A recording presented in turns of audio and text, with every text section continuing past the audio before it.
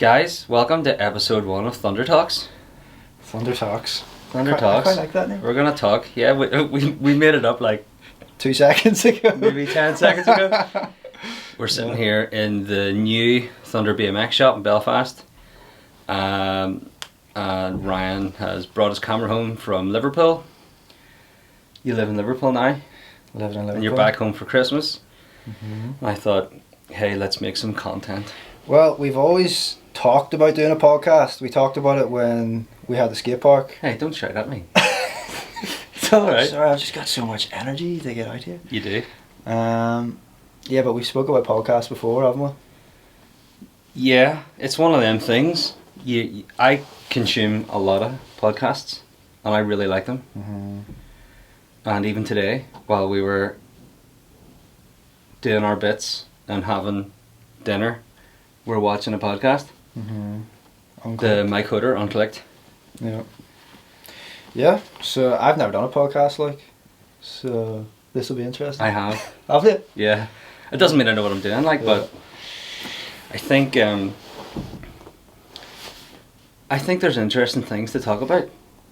Yeah, I just feel that no one over here has talked about BMX, like from your era, from then when I came into it, and the way it is now. Yeah, specific to here. Mm-hmm. Yeah. Everything you consume is about America or England or whatever. Mm-hmm. And that's cool, because like we follow all those guys, so it's interesting.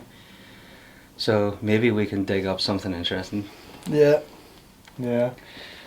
So... Do you like this sofa? I actually do. It's very comfortable, isn't it? I like this sofa. Is this from the park? No, actually. Mikey organised it for me. Michael, of course he did. The area we're sitting in was my sister and her business partner's business for years, and when they moved out, they had to clear this sofa out of a shipping container they were storing their stuff in. Oh, is it? So I was like, yeah, sure, I'll take that. Yeah. And now here it is. So Here we yeah, are. it's mega comfy. Well, let's just chat about what's happened this year, because this year was like big for all of us. Wasn't it? The changes and like, yeah, just how fast it changed all of a sudden, like. So we had a skate park, Mm-hmm. and we loved it, Yeah. Thunder Park, and now it's gone. Mm-hmm. And people who come into the shop, like almost every single day I'm open, are saying, we Oh, really miss okay. it. Yeah. When's it opening again? And it sucks to be asked that question, because I have no idea what to do about it. Well, people don't probably know that that was your third skate park. Obviously, a lot of people do, but people that came to Thunder specifically and not the other two, they probably don't know that like that's your third skate park. It is? Yeah. Yeah. So, yeah, like it's mad to think that no one else. Well, we've got the ramp yard now, but like that's the only indoor skate park here. In Northern Ireland, yeah. Well, yeah, you've got one in Sligo. Sligo, yeah, Neville, Mm-hmm. and then that's Shout it. out to Neville. Yeah. You grafter, you. With the new ball. But there's none down south. Their Rad was the last one with Stan.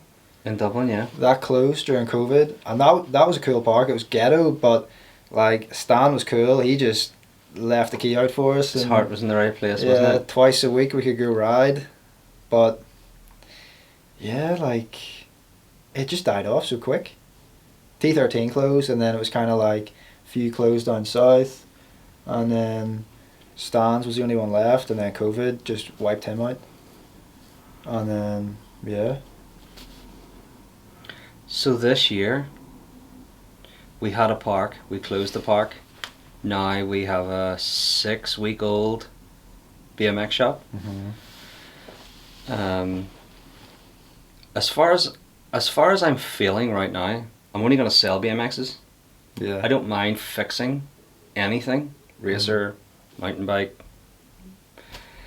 commuter, doesn't really matter. I'm happy to work on them all, because in between skate parks over all the years I have worked in a couple of different shops, so Yeah. I feel up to speed with that stuff, and I do like doing it. I just like fixing bikes. Doesn't really matter what it is, I just like doing it. Mm. But You can buy a mountain bike or a racer 50 places in Belfast Yeah. and beyond. But even in all the bike shops I ever worked in, temporarily or whatever, even then, when I was super passionate about bikes, it was like frowned upon. Yeah, I mean, we'll maybe have a bike. Or, nah, you know, customers will come in and say, hey, can you change my freewheel? And they're like, we don't stock them. And the customer's just like, oh, now what? And they're kind of like, don't know, try somewhere else. Yeah. Well, where would you have got your stuff, like, when you were riding, like, I don't know, 10, 15 years ago, maybe longer? So starting off, this is funny. Yeah. My first selection of parts that were readily available to me, were from Clare Street Dump on the Beersbridge Road. I'd cycle down to the dump about a mile away from my house with my older brother, and that was back in the day when you could go into a dump, talk to the guy that worked there and say, hey, can I have that bike? Can I pull that bike out of the skip? And he'd be like, yeah, no worries. He just let you have it? Yeah, can't do that now. Yeah. So if your wheels are buckled or your tires are bald, you literally pedaled down to the dump and pulled out what you got and dragged it home. That's cool. Pulled it apart and then got what you needed. And I seen my brother doing that for years, and I just thought it was cool. Cool that he got bikes for free but could turn them around into something that worked and then sell them. Yeah. And like, lo and behold, here we are, what, I don't know, 25 years later. I'm still doing the same thing, but I'm not pulling them out of the dump. Yeah. Buying them and turning them around and stuff. Yeah. Which I love doing. But like, aside of getting stuff for free like that, it was a different world. You had Ride BMX magazine. Yeah. And shops would advertise. So you would have like a single page or a double page spread of what the parts were. And if you were lucky, there was a picture. Oh, no way. And it was just lines of text. DK stem, 35 quid. Hoffman stem, 20 quid. And you're kind of like, right, So if you ordered I've got 20 quid. You didn't know. Many times I ordered stuff. And you don't know what it looks like? No. Hadn't a clue. Jeez. You nearly always just went on price. That's mad, And actually. that's like. pre-internet, like. Yeah, of course. So, Jeez.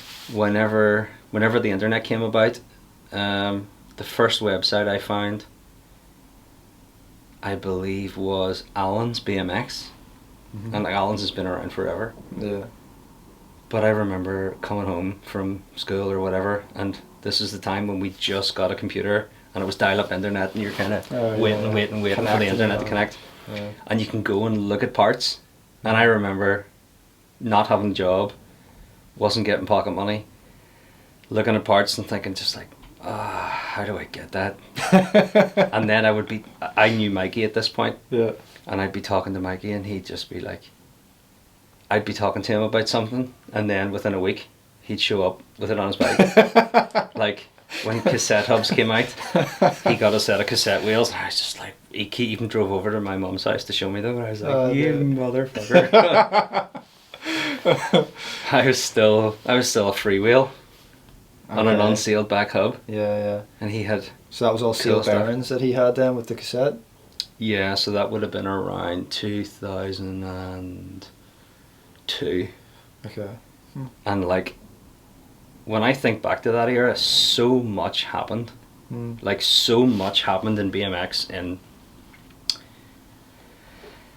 between 2001 and 2004, 5. Loads of bike companies started. That's when internal headsets started coming in. That's when thread-on freewheels went out and cassette hubs came in. Seal bearings came in. Bikes started coming with 3-piece cranks. Because back in the day, it was, you had a beginner bike or a pro bike. There was virtually no in between. There was no intermediate. So like now we have intermediate bikes. Yeah, you got step that by aren't step. full chromoly, but have cassette hubs, seal bearings, and 3-piece cranks. Yeah. It was tri-moly 1-piece crank or full chromoly 3-piece crank. Okay. 300 quid, 800 quid. So the jump was mental. And for a little while, a bike shop I worked in called McConvey's did stock Hoffmans. Okay. And I remember seeing them coming in and just like any excuse to pedal to the Oma Road. Yeah. I just went in, I just wanted to look at them and touch them and be like, holy crap, there's Primo cranks. That's cool. You know, just being like, I wonder if I'll own Primo cranks. Yeah. No way. Aye. It's crazy to hear that, obviously, because that's like way before my time, and then compared to what I'm used to now. But It was a buzz looking at a part. Never mind having endless amounts of everything that can be delivered to you in a day. it would be exciting to like order something, not even knowing what it looks like, and then waiting on it to come. You box it, and you're like, whoa. So you phone up the shop. I remember there was a shop called Dial Leisure in Ryde, and it was pretty funny because their advert was a black and white page, no photographs.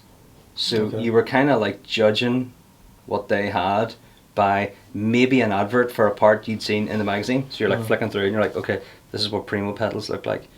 And you have to make a mental note what Primo pedals look like, and then you're going flicking through all the pages being like, okay, at least I know what they look like. Yeah. There was no concept of like, why would you spend £100 on profile pedals? Like seal bearings and pedals was just irrelevant. It was like they were either plastic or they were Primo. You know what I mean? That was my options, or at least that's how I looked at it. But you'd be phoning up and you'd be like, hello, I want Primo pedals. And the guy's like, right, what size do you want? I was like, oh god, I don't know. Different sizes. You know, like inch or half. Yeah. And then he would be like, so how you paying for this? I'd be like, oh, my mum's paying for it. And he's like, okay, can you put her on the phone? I'd be like, right, mum, I need you to pay. And then she'd be standing there with a debit card, like talking over the phone. And that's how you got stuff. And you're literally waiting. And you're opening the box. It's just like, whoa, this is what it looks like. Holy shit. That's mad, yeah. Whereas I would imagine at the same time in England, there could have been 50 BMX shops. And So like over here, you had this really bizarre, I don't know, roll the dice experience with buying stuff. Yeah. Whereas over there, you could go to Allen's, you could go to Winstanley's, you could go to whatever the big shops See it in were, person. all over the place. Yeah, that would be mad, actually. And then what if you don't like it? Well, I remember buying an animal t-shirt, and I don't know, I just thought the animal brand was cool, because I was doing a lot of street riding at the time. And they sent it to me, and it was one size too small, and it was red. So I was expecting one size bigger and black, and I got a red t-shirt. Mate, I wore that thing till it was pink. It fell apart. Because it didn't matter. It was just, whoa, he's got an actual BMX t-shirt. Yeah. You know what I mean? You just want to wear it.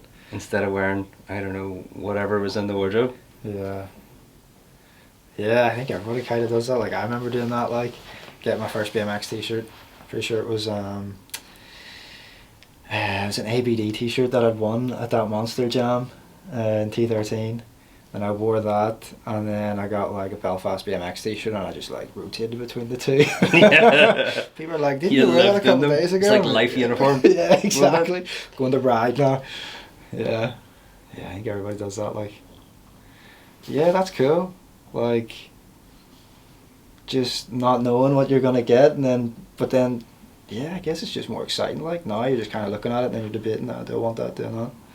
Yeah. You kind of chop and change setups. I imagine like you would change your setup more now that you can actually see what you're buying and compare it to other things, where back then, like, if you bought something, you'd very rarely change your setup then if you liked it. Yeah. Do you know what I mean?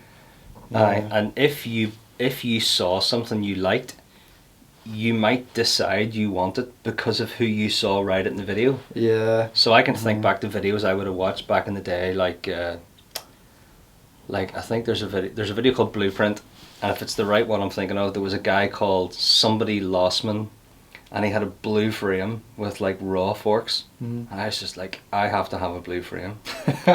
It wouldn't have mattered what it was. It could have been a Fly or a flipping T1 or whatever. It wouldn't have mattered. I just need, that's where you got your ideas from, videos. Yeah. Oh yeah, definitely. Well, that's kind of what I've done now with this new setup of going back to like that grey with the first Gillespie and the gold wheels, like what Bulldog used to ride. I just remember seeing that video, and I was only riding like probably not even a year, and I just thought like he was the sickest guy to watch. And then now, like 12 years on, like building that setup again. So it's funny, like. So you went to silver. The bike you have was black and yellow a month ago, and now you got a powder coated silver. No, Is it that was- it because of was- something you've seen somewhere, or you just going back to a time that you fondly remember in BMX, be like, do you know what? I don't BMX know, was I amazing think- on that silver bike. I want a silver bike. Yeah, well, I really liked the first Gillespie I had. I'm pretty sure that was my first free frame that I got off Ramp Ridge, off you. So I got that, loved that, and then I got the yellow Gillespie from Belfast BMX, but then I can't remember what I had after that. A few different frames. I came back to the total in 2020. I got a Gillespie, and then I always had like that chrome setup, and then I got the tie frame, and it was like a raw setup. But then I put the gold rims on like a few months ago, and I seen it. And I was like, I actually really like that. And then I remembered like about Baldock's setup. I was like, actually, I just want a full grey. He didn't bike. have silver or gold, did he? Yeah, he had Did he? yeah, Silver or gold wheels? K1 with it was like purple hubs and gold rims. Don't remember that. Yeah, he does. He does like a bike check with it, but there's a unit farm jam video. You know that trails jam, and he does like the very last clip is him like doing a big slow flip on the last set, and then he's like here coming into landing, he just does like another flip. So it's just like a big slow backflip, my pulls his goodness. brakes, bink into another one. You're like, whoa. So, yeah, I really enjoyed watching him early days of riding. Those what was it called? What was that park called? Where that he was riding. Yeah, it had like the lines drawn on the ramps. GC compound. Gold Coast. Yeah, GC compound. yeah. Mate, those were phenomenal, weren't they? And the Like amount- there was just no real biking videos like that. But at the same time, I'm looking at it being like, there's nothing special about them ramps. No, I think it was just that crew that they had. Like, they were just killers, all of them. Yeah. Like, and even today, who's riding? Like, Josh Matthews, obviously Logan, Brock was there. Like, imagine just riding with them every single day, like, just pushing themselves. The level would be mental. Yeah. But then that closed in like 2015, I think. I think maybe even earlier. Yeah. Which is crazy because like it looked busy. Any videos you've seen, like loads of people going out there. Like you'd see UK riders going out there as well. Really? Yeah, I yeah. don't remember that. And then now look at it, it's like closed. Hmm. But skate parks, innit? I know. Close all the time. I don't think anybody realises how fragile skate parks are. Yeah. Like, they're not really a business. Yeah. It's a labour of love, Yeah. or it's funded. Yeah. And if you're really well organised and you've a really good network of people, Mhm. there are some excellent examples of funded, supported skate parks, Yeah. like Corby, like Rampworks, Mhm. Mount Hawk, stuff that's just big, phenomenal, Yeah. and sustainable. Mhm. And then you just try and, oh, that's too much hassle. Let's just get it open and see what happens. Yeah. And it really is hard to make it past whatever your initial rental term is. So I built a park with friends of mine, or people I met in the community, in 2007. So- Literally with like begged, stolen, borrowed money, wood, whatever. Like we were hustling every timber yard. Hey, this is what we're trying to do. We're doing something for the community. Will you give us a discount, or will you donate us wood? Yeah. And to be fair, like we did get a sizable chunk of wood for free Yeah. for Unit 13. Mhm. And that was actually back in the day, and I fondly remember buying birch ply for £12 a sheet. It's now £80 a sheet. Yeah. It's crazy. And that wee park was amazing.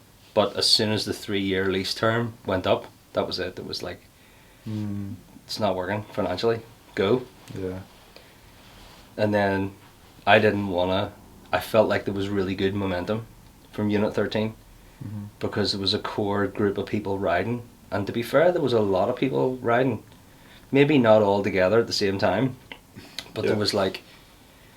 there was still some sort of Lisburn crew, some sort of Newtonards crew, still some sort of East Belfast, North Belfast, Yeah. Portrush, Portadown, Mhm. and parks allow crews to stay together, gives them a central point to beat. Yeah. So whenever we closed Unit 13, and all of the people who were involved in setting it up kind of just like, okay, well, we did it for a reason, and the reason we actually built Unit 13 was for one reason only really, it was to prove to Belfast City Council that people would travel from far distances to go to skate parks. Yeah. So that was like a feasibility exercise. Uh-huh. And we crushed it on the stats. So whenever we closed it and left, it was like it did what it needed to do. Yeah. You know. But then me being me didn't want to let it go, you know what I mean? Because I'd already left my job to make sure that stayed open and that project got finished. Yeah. So Liam and I, actually Liam found the building for T13, and you know what he's like, Yeah. best talker on the planet. Of course. I listen to this day, I don't know how he got that building, but he did. He went and had one conversation with one guy and said, we can bring families into the Titanic Quarter before the Titanic Museum's built. Yeah. And for anybody listening who doesn't know what the Titanic Museum is, it's like Northern Ireland's #1 tourist attraction, dedicated to that big boat that got built here and sank. But T13, like that building, that's where the Titanic was built as well, wasn't it? Like parts of the Titanic. Not in that building. So that okay. building we were in was called Central Stores. Uh-huh. So as far as I'm aware, those big gantry cranes would be like bringing in big panels, big sheet panels, Yeah. and maybe not having the holes put in them for the rivets, but then all of the stuff that was involved in putting that together or whatever would come into that building and then be shipped out to wherever. So it was unbelievable. The size of it, like, is But it was crazy. ridiculous. Like, Yeah. there was never a day ever that there wasn't pigeons. I know. You just couldn't fill the holes in the roof. And you've got people in as well, they kind of like get rid of them. They'll come in at night and kind of shoot them. Wouldn't they? Yeah, I know. Yeah. Yeah, and it got to the point where they were having so much crack, they were like, can we come every Friday at a certain time? And I was like, yeah, you're helping me out, like. Yeah. Like T13, I remember the first time I went there, and people had told me about this skate park in Belfast, and for some reason I'd never really like seen a skate park. Like growing up, I'd never really heard of skate parks. Like I loved riding BMX, like just around the streets and stuff, but I for some reason never heard of a skate park. So when I was in school, people were talking about it. I'm like, yeah, I'll go down and check it out. And then it wasn't until I was like 17 maybe, went down, and it was weekday, it was quiet. It was like I walked in, it was just like, you know how high the roof is? It's like, whoa. Yeah. And then you got like the street section here, and I'm like, oh yeah, I'll ride this. And then as soon as I get onto the street section, I like see the boxes, and I'm like, whoa, whoa. Go straight over there, and I'm like on there for hours. But walking into that building, because it's so big, it's just like The scale was insane, wasn't it? yeah, I think that's what blew most people away about it. yeah, You come in through a tiny steel door, yeah, a tiny steel rusty door Yeah. that sometimes open and sometimes the hinges break off, yeah, and you come in and you're like, oh, do I want to touch anything here? It was bogging. yeah. Didn't matter how clean it was bogging. Yeah, But it was, I mean, I'm gonna say it was probably the single most phenomenal thing for the sport here. well, like I missed the peak of all that, but from videos that I've seen, like it was rammed with so many good riders, like coming over from the UK, and the contests that you had, like Triple T and NAS. Monster Jam, Yeah. NAS qualifier. Yeah. Yeah, it was ridiculous. Yeah. And the rhythm room, probably the most popular thing we've ever built. Yeah. Yeah. That was probably like a 16,000 square foot section of a 100,000 square foot building with 8 jump boxes and a step up and a 13-foot high curved bank to carve on. Yeah. And I mean, even maybe at that time, we're talking that was built in 2010. I don't even think there was too many places in the UK that had an actual jump box section, you know, any more than 2 or 3 jumps. Yeah.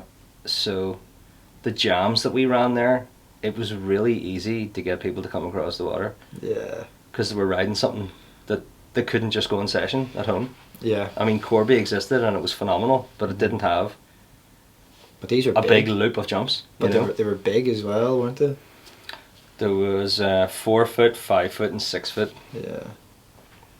Not my cup of tea at all. But like, I never been much of a jumper. Like, technical riders stick to copings, grinds, peg tricks. Yeah. But like, coming into that place on a Saturday, specifically Saturdays, because that's when, I mean, anything from 10 to 40 people from Southern Ireland would be driving hours to come up and session that, and they would arrive at the door at 8 o'clock in the morning.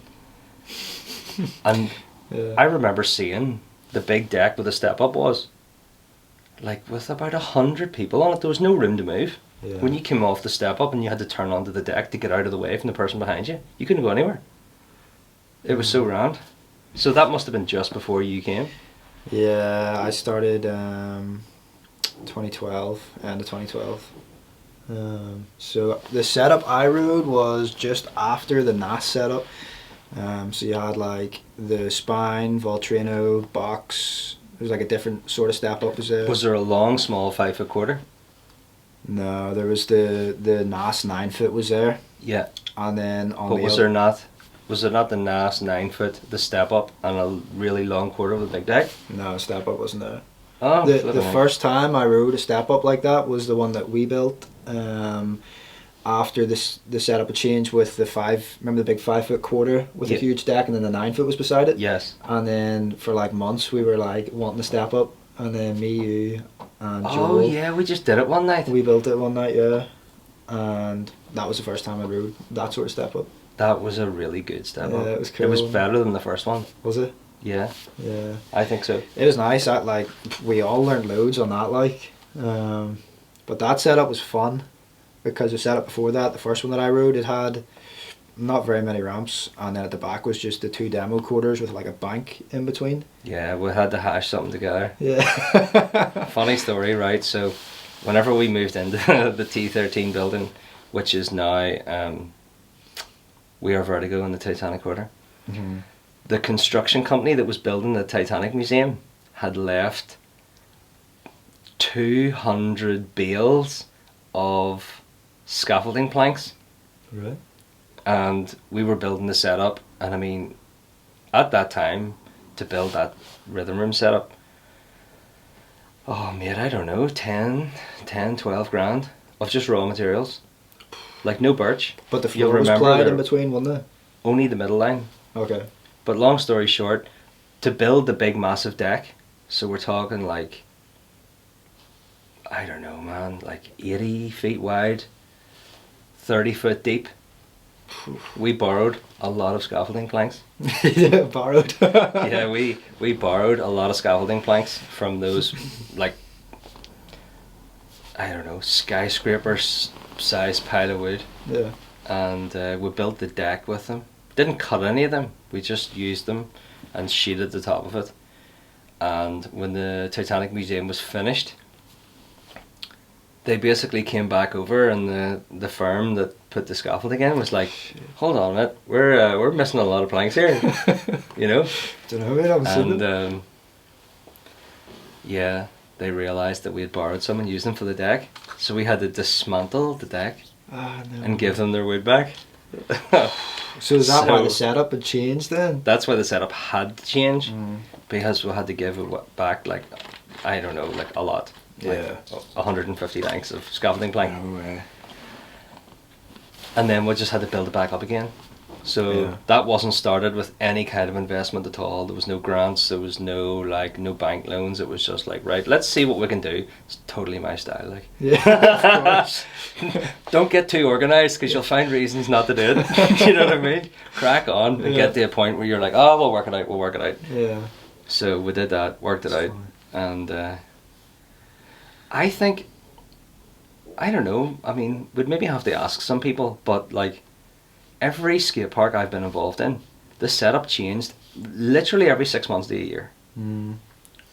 So I've been going to Rampworks for 20 years, and I mean, their setup maybe changed 3 or 4 times that entire time. Mhm. And we were changing every 6 months. Yeah. Either because... But whose idea was that to keep changing it? Yours? Probably. Yeah. It's like, you know, when you're riding it yourself and you progress and you're riding with the boys, or you see riders in the park doing something, you're like, okay, for him to get better or for this to progress or to be more crack, yeah, we need this round. take this out, put that in. Like, by the way, I'm no skate park builder. I'm no designer. I just like built what I knew I could do, made it safe, and then rode it until I didn't like it and changed it. Yeah. Yeah, well, the last setup in T13 I liked because you had like the two With the big... Spine Mini. Yeah, you had the two big boxes in a row. I loved that. Oh 7 yeah, foot from quarter. the 8 towards the 7. Yeah, like that 7 foot quarter still to this day is probably my favourite quarter. And it had like the loosest coping on it as well. And I used to like dunk on the way up and then bunk on the way down. I was like, stop doing that. I loved that quarter. And then you had another box after that beside. So you had the 3 jump boxes. Then you had the step up, and then you had like that massive Spine Mini, like the humongous Spine Mini. Do you know what? That's the best ramp I've ever built. It was smooth. And I don't know how I did it. Like, it didn't really take I didn't very even long. have laser levels or anything. It was me and Fred and about a week of like 12-hour shifts. Mad. And whenever that was finished, I couldn't ride it to its full potential. But like, watching you, Simon and Joel riding it and actually feeling like, whoa, we have pro level riders now, because people are fucking hitting, excuse my French, 5, 6, 7 foot airs and doing like super stretch tuck no handers, multiple whips, mega dip 3s. You know, you just cannot deny, as a purist BMXer, it feels like the difference between a good rider and a pro is height. Yeah. And I remember reading a Mark Webb interview in Ride donkeys ago, and he's like, 10 foot never gets old. Yeah. And it's like, the closer you are to just being a boost master, everybody, it's undeniably like, whoa. Yeah. And when you had the yellow Gillespie, which was at that time of that Spine Mini, I just remember looking at pictures and watching you ride, being like, where did that come from? Yeah. And there's a couple of photos of Simon and Joel, and everybody's just hammering tongs massive, and it was just like, it was such a buzz to watch. I think it was just so smooth, you felt like you could hit the spine Mach 10, and then as soon as you land, you know you're going to land smooth, you could hit the quarter Mach 10 as well. Because I learned tuck airs on that, and then big dip 3s on the spine. So I think I'd learnt them like a week before that was built on the other spine that we had. And then I was just, when I seen it was going to be a Spine Mini, I was so stoked. I couldn't wait to start 3 in this spine, because I'd done this one, and this one was going to be bigger. Oh man, it was a foot bigger than the other one. Yeah, it was 6 foot. And it had coping on it as well. But yeah, that ramp was crazy. So I got that yellow Gillespie, and then I filmed that like minute edit with Belfast BMX on that ramp. Where's that? It's on like Vino or something. I don't even know if I've seen that, have I? Probably, yeah. I shared the shit out of it like when it first came out. You know what I'm like? I threw back to this edit last week. Okay. 100 times? Yeah, exactly. Yeah. Well, I'm going to have to dig that up and have a look. Yeah. We'll if we find that edit, we'll put a link in the description, because I want to see it. Yeah. Yeah, that was fun actually, that edit. And then I'm pretty sure the park closed like a month or so after that. Like after I filmed that edit. Like that ramp wasn't built for very long. Sure it wasn't? No. We had one jam on it. Yeah, it was like a monster jam or something, wasn't it? I'm not sure. But there was a good few English boys came over for it. Yeah, you had like Martin Cooper, Lewis Thomas, someone else, Rob. Rob. I can't remember. I doubt it was Sidlow, like. No. Rob Andrews? No. He was from Southern England. Yeah. Essex crew. I can't remember his name. He was good though. Wasn't he? Rob Gardner. Yeah. It's definitely Rob Gardner. Yeah, he was sick. And then who else? I think that it was 3 of them come over and someone else. Hitchcock. Yeah. And you had like Southern Riders, you had all of us. Yeah, it was fun. When you built them wall rides and stuff as well for that contest, wasn't it? Yeah, the slanted wall Slanted ride. wall rides, yeah. That was fun. Oh, Lewis Thomas was there because he wall ride whipped it. Do you Yeah, remember? that's what I said. Oh, did you? Yeah. Okay. Yeah. Shout out, Lewis. Love you, mate. Yeah. That was fun. And then we also had a jam on the actual park as well, didn't we? I'm pretty sure. Just in like the normal bit. Possibly. Yeah. Yeah. That was fun. Because I remember like there was this massive gap from that first Monster Jam that I did within like the first year or so of riding. And then there was no comps until pretty much the last year in T13. And it was like I was just so ready to like go up against everybody and just try and put down like good runs. But yeah, I remember just being absolutely buzzing, like getting the ride with everybody, all the English ones arriving. It's just like, you know, that feeling where you just cannot wait. And what jam was that? That was that last Spy Mini Jam. Oh, yes. Yeah, but there was no jams in between that.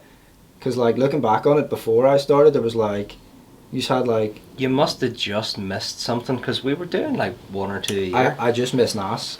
Because people were telling me mate, like you missed that this. That was bonkers. Yeah, so I'd started just after that. And then, yeah. So That was such a sick setup.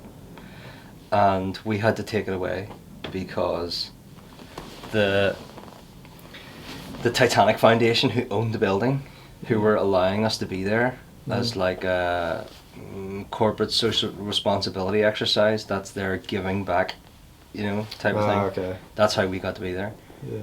And they had to get the entire building like laser modeled from the inside. So they had this, we basically were given like 48 hours notice to strip out the entire building. It was the most insane thing I've ever happened in my life. Imagine being given 2 days notice to empty a whole skate park. All of it, the building had to be empty. And we had to rent 40-foot lorry trailers, put them out the back, take the ramps apart, forklift them, put them outside, put tarps on them, put them in the 40-foot trailers. And then put them back. Let this laser thing come in, and it was like some, I don't know how to describe it, some big thing, like a Just scans it statue, up. and it had this head that rotated in a circle, 360 degrees, and it started from the bottom and went round, went all the way up, and it was basically lasering and measuring and creating a CAD model of the inside of the building, should they ever want to do something with it. Because there mustn't have been like engineering drawings for the building, and it's such a big building, like surely that's the last standing Titanic era building. So I don't think it's ever going to get knocked down. I reckon they're going to reclad it and make it look the same from the outside but brand new and do whatever inside. So that's what that was for. So that's the reason why the NAS setup got taken away. And I mean, nobody knows this, like, because like you just couldn't tell people. It was too weird. Yeah. Do you know what I mean? Because we ourselves are kind of like this is going to be so much work. What if you don't have the energy, time, or resources to put it back together? Yeah. So that's why the setup was kind of Downgraded half-assed or bodged or put together Yeah. afterwards, because we were literally forklifting it back in and doing what we could to get some kind of park open, because there was still quite a big scene. You know, the park had never closed and the scene had never really died off. So you were like, we need to build something because 100 people at least are going to come and ride just that section. And then the plaza bit, that was booming. And then we built a new plaza in 2013. And I remember somebody sending me a video of a Nike SB private indoor park somewhere in America. It was like in an aircraft hangar. And I got sent this video, and whoever sent it to me, it was a skater, and he was like, if you build anything like this, all the skaters will come to the park. And I showed it to Liam, because Liam's who I ran T13 with. And I was like, hey, how are we going to make this happen? And he's just like, right, we'll just find a way to make it happen. So we could never buy anything outright. We always had like good, friendly relationships with timber suppliers. Yeah. So they'd let us drive away with, I don't know, 10 grand a week. Yeah. We just had to pay it though. off, 500 a month or whatever it was, until Yeah. it was paid off. Yeah. And thankfully, we always did pay everything off, which was cool. Yeah. But it was like a permanent struggle, like. But the point is, the second plaza that got built was modelled off what we had seen this SB thing. So where there were ledges, we put ledges. Where there were banks, we put banks. Where there were steps, we put steps. Like as close as we could, interpreting it from a video. Was this the one that was like to the right of reception, and it was like just like after reception? Yeah, like a strip, and you had like it kind of joined onto the deck of the park section. Yes. Yeah, that was fun. Well, we built it for skaters. Yeah. Specifically so the skaters would have something just of their own in this kind of supposedly BMX dominated building. And you know what happened to it? It became the most popular beginner scooter thing ever. Yeah, it was. And there was like scooter kids who had just started could come in, and because the ramps weren't really big, they could ride in like a train the whole way like a around carousel, Yeah. non-stop. And believe me, like it was non-stop. There'd be a young person every 6 feet doing this loop non-stop all day. It was unrideable. Yeah. Nobody could get a go at all do you remember- unless the youngsters weren't there. Yeah. Do you remember Reese 3ing down the steps? Oh my goodness, and he sliced his throat. Yeah. So that happened because they were rushing for the bus. So Reese and another guy, Jordan, were like, he wanted his bars cut before he left, and Jordan's like, no, like, we need to get the bus. He's like, no, just do it as quick as you can. So he's like, yeah, no worries. Boop, done. And then they just get off. Doesn't put a bar end in. He obviously hasn't filed it down or anything. It's super sharp. And when he threes, he like... His grip was wet and his grip slipped off. Yeah, and then boom. So, we're in a skate park on a wet day. It's 2014 maybe? Yeah, probably. 2013, 2014. Yeah. Guy comes in from up the country, and he's cut his handlebars. And the reason I know this is because I looked at them. I was the guy that gave him first aid when he had his accident. It was horrific. Like, so anyway, he'd cut his handlebars, but he'd got to the point where the bottom of the bars hadn't been cut all the way through with a hacksaw. Yeah. So he just grabbed it and just bent until it pulled off, and there was literally this sharp shard of metal at the end of his bars. And he'd ridden to the park after getting the bus, so his grips were wet and he had throttle grip, and he didn't care. Now he had a helmet on, that was the rule, and I'm not sure if we had a handlebar policy at that point. We probably did, but he maybe slipped through the net somehow. So many of them come on that bus, But, like full crews. He did a 360 down a set of steps we had in the park. As soon as he landed, I seen it happen. One of his handlebars grips slipped off. So he was one-handed, and the bars turned, and the sharp end literally went into his neck, and he sliced his throat. And I remember that like it was yesterday, because the other staff members who were working, I'm not going to name anybody, but you know who you are. It was. I feel like I'm good at crisis management. Yeah. Right? So when shit hits the fan, somebody has to not lose their mind. And I decided it was going to be me. And the two other staff members who were working with me that day were girls. And one of them nearly had a fit. She was so panicked by what happened. And I'm just like, just go away. I just need you have to go away. You just can't be near me. Because like, I'm thinking, I'm on the verge if he goes into shock, I've got a bigger problem. Yeah. So I had my thumb in his neck whilst phoning an ambulance for him. I was like, shit. Yeah, listen, I've got a young guy here. He's actually cut his throat. I'm not sure if it's right through to his windpipe, but I've got my thumb in his neck, and I'm keeping him calm here. He's still alive. Yeah. He's grand, but I mean, like, I just remember seeing many gnarly first aid accidents happen in that place. Oh my word. Feet back to front. Guy put himself in a coma for 4 months, hitting his head that hard. Oh shit. At the NAS qualifier, you missed it. Was this the guy that did the front flip? Overshot the front flip. Oh. Horrible. I seen a young fella who we had a really good relationship with his parents. He was trying this freestyle skateboard trick where you roll up a flat bank and then you kind of step off the board and you kick the tail and the board jumps up in the air and like spins and you catch it and then jump back on. But he was going too fast, so when he kicked the board up, he leaned forward and the board went straight into his mouth and took out his whole top row of teeth. All of them. All 6 of them.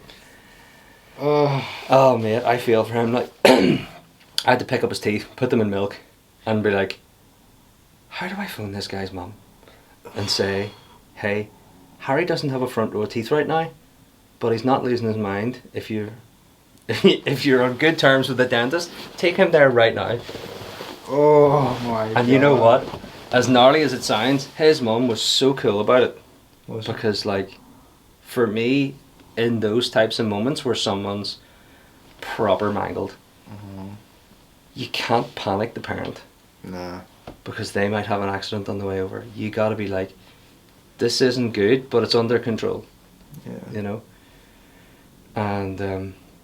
And he got all his teeth put back in and he still has them all. So, I don't even know if you remember that, but dude, that was one of a long list. Never mind all the ones just from messing about. Yeah. The ones from tricks were bonkers. And that just goes part and parcel with skate parks. Yeah, you know what I mean? If you're letting people come in and push themselves to the max, you're literally going to see it on a daily, weekly, monthly basis. Yeah, big time. That's what makes it fun though. Here, we had our fair share of stuff in Thunder, didn't we? Yeah. I was trying to think like what was the worst one in Thunder, but like I actually don't know. I think Jason and Dave King probably handled the worst in Thunder. What one was that? I don't know. I just remember getting a phone call at like 11 p.m. and I'm like, what's up? And it would be Jason or Dave and they'd be like, I'm still at the park here, I'm waiting on an ambulance, I've got a wee lad and his legs hanging off. And you're like, whoa. Thank the Lord for dedicated staff. Yeah. I feel really lucky that way, you know. Yeah. All the parks we've ever had, we somehow managed to have such a solid team. It like totally spread the load. Yeah. You know what I mean? Because that type of thing can happen every day. Yeah. And Especially when the you busier have days. people who don't freak out, like what happened today, Reese cut his neck. I was like, whoa, I'm trying to, I don't know, save this guy, and like, you're having a panic attack. I was like, I need you to go. Yeah. You know? I don't think we got to that point in Thunder. Nah, I think But, we were all pretty switched on with it, like. We refined it, didn't we? The third park definitely was way more organised. The inductions were pretty dialed. Everybody came in, got an induction. And then the park was constantly supervised. There was somebody walking around like a lifeguard all the time, keeping everybody on their toes or giving people the advice of, maybe you don't want to hear this, but I have a feeling you're not ready for that. You might want to knock that on the head. Yeah. Or go and tell your mum to buy you knee, ankle, shin, mouth guard, gloves. Yeah. You know the lot. And yeah. I think the last one in Thunder that I had to deal with was what do you call the rule breaker? Chris? Isn't it Chris? And his wife, Julie. Oh, I'm not sure. Yeah, well, it was a blade. I think it was a blade jam. I'm pretty sure because it was just all blades. And he was doing flips into the foam and dropped into the roller on the takeoff. He leant back way too early, smacked his head, which then sent him into a front flip. On the takeoff? Yeah, and he was out cold in the foam Oh pit. my goodness. Completely out cold. And like flying through the air, he's just so limp, like his body's just dead. And they're like, Ian Scarbs is like digging him out of the foam pit and all, and like running around. He's just literally unconscious. And then, you know, with like a bad Oh my concussion, he's goodness. like, keeps asking the same questions, and we're like, okay, we're just gonna get him an ambulance. Like, yeah. Shout out to Ian Scarborough. Yeah. Most dedicated man in the would have been. Yeah. I think that was like one of the last things, one of the last nights in Thunder. I'm pretty sure. That was our last event. Oh no, hold on. Was it a girls' roller skate? I don't know. No, that was after the quad skate jam. It was after that. I think it was just like a blade jam for like both, not just specific rollerblades. Yeah. But that was one of the last days, and it was right at the end of the session as well. Great home time. Oh yeah.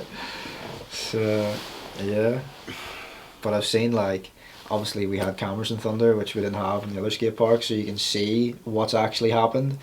You can see what happened live and review it. Yeah. So bloody Instead handy. of taking their word for it, but there was two kids that dropped into the foam pit at the same time, and both went towards each other, so like collided with each other and then landed on their own scooters. And then they were trying to say that, like, because obviously that's the rule, it says like One at a person. time. Yeah. So he's like, oh, I was on the resi and I fell. He's like, I was watching him and then I fell on my scooter in the foam pit. And I'm like, that's weird. Because the video here says something different. Me and Susie look back and we're like, we both in the foam pit. He's like, no, why? And I'm like, there's cameras there. He's like, yeah, we just didn't want to say. Like, alright, sound. Oh no. But yeah, like stuff. Thunder. I'm glad I got to like work there in the last. I think I was there like just over a year, probably just over a year, because I got to work all day and then I could just go straight and ride after. Because I was like working in Newcastle, bombing it down the road for like an hour to try and ride for an hour. Yeah. So, but it was fun. Like I enjoyed it. Obviously working in T13, so it was similar. Like it was nice. I know. But T13 was funny because. It was so different, wasn't it? Yeah, that's what I was gonna say. It was so laid back, wasn't that strict. Like we all loved it there, so we all, obviously, like what you were saying, we all did our jobs. Like it wasn't like anyone wasn't doing anything. But you never knew who was actually the boss. Yeah, exactly. That was so weird, wasn't it? Yeah. Everybody wanted to just like. Oh, that was funny. Yeah, you know they say like too many cooks spoil the broth. Yeah. It was like too many Michelin star chefs spoil a piss poor cup of tea. Yeah. It was power trip central. Yeah. I tell you, it got boring real fast.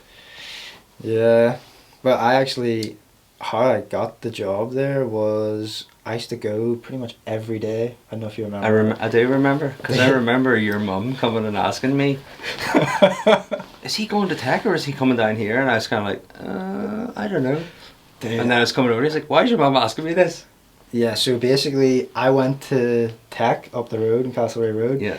I went there for 2 days. On the second day he was like, so this isn't like school, you don't actually have to be here. And I was like, holy shit, you don't have to be here? I just do homework. I was like, no worries. And I'd only started riding BMX like a couple of months maybe. I was like, I just want to ride bikes. Yeah. So I started going to bridges, and then when T13 was open, because it didn't open till like 4, then I would just head over to T13, ride there till 10.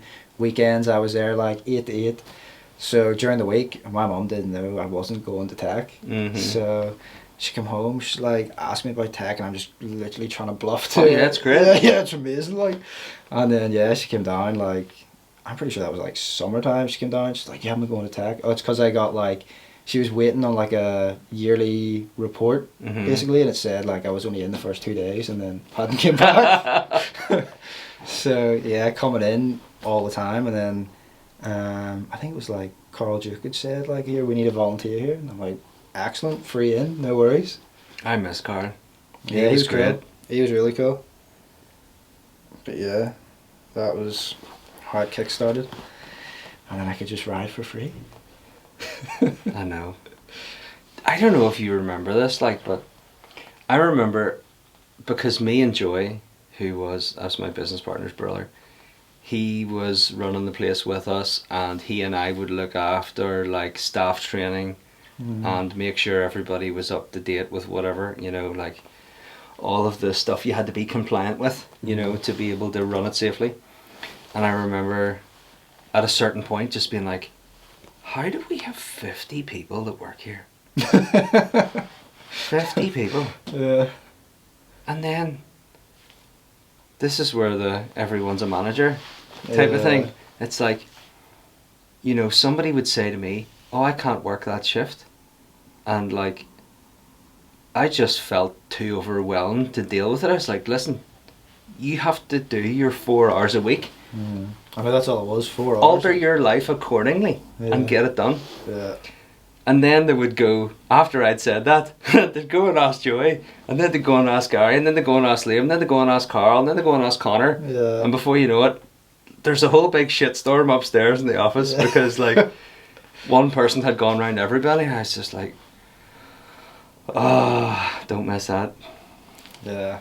I remember, like, it was towards the end of T13 that me, Nathan, and Kyle Spence had we would do our Friday night, because me and Kyle lived up in Hillsborough and we didn't drive, so we would do our Friday night in T13 6 to 10, and then we'd ride like on an after hours session, and then we'd just sleep in the park, Sleep in the foam pit. yeah, sleep upstairs, and then get up, do our shift 8 to 12 on the Saturday morning, and then had the rest of the day to ride. Unreal. I used to love doing that. You just wake up and you'd be like, you just see the skate park. Do you know what, right? If I think about what age you were when you were doing that, Yeah. if I had access to that when I was your age, mate, I would have been in heaven. I know, yeah. Yeah. Because I think back to parks that I was riding, like any park that was here before the parks that I decided to work on, it never really seemed to last. Like, some of them were even like months. You know what I mean? Like, a park would be built, and this is pre-internet, you know what I mean? So it was all word of mouth. It was like, really, there's a park built? Yeah. Where is it? Bomb You know it what I mean? down. And then you're like phoning your mum. It's beside some carpet shop on the on the Boucher Road. Where's that? You know what I mean? You're driving around looking for buildings and an open door. You know, that's how it Yeah. was. And That's actually quite mad. yeah, some of them didn't last too long. So there was a little park in Newcastle. Don't know if you ever knew that. In the that church? little church. Yeah, I've heard so people speaking about it. that was pretty cool. Although, like, small and basic, but incredibly well built. So Who built that one? a guy called Mike Keane Okay. from Republic of Ireland somewhere.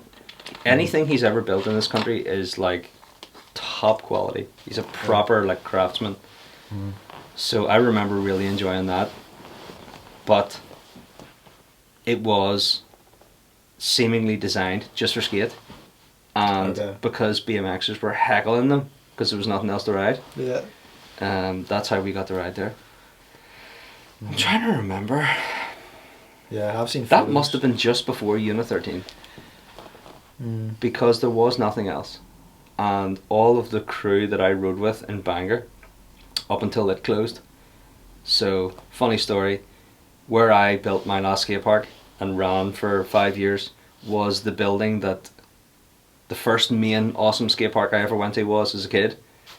And when BMX was at its peak for me, kind of 2002 to 2005-06, that's when I was just watching videos, going straight to the park and being like, I just seen Jim Zielinski do a 50 meter bar sprint, I'm doing it today or I'm not going home.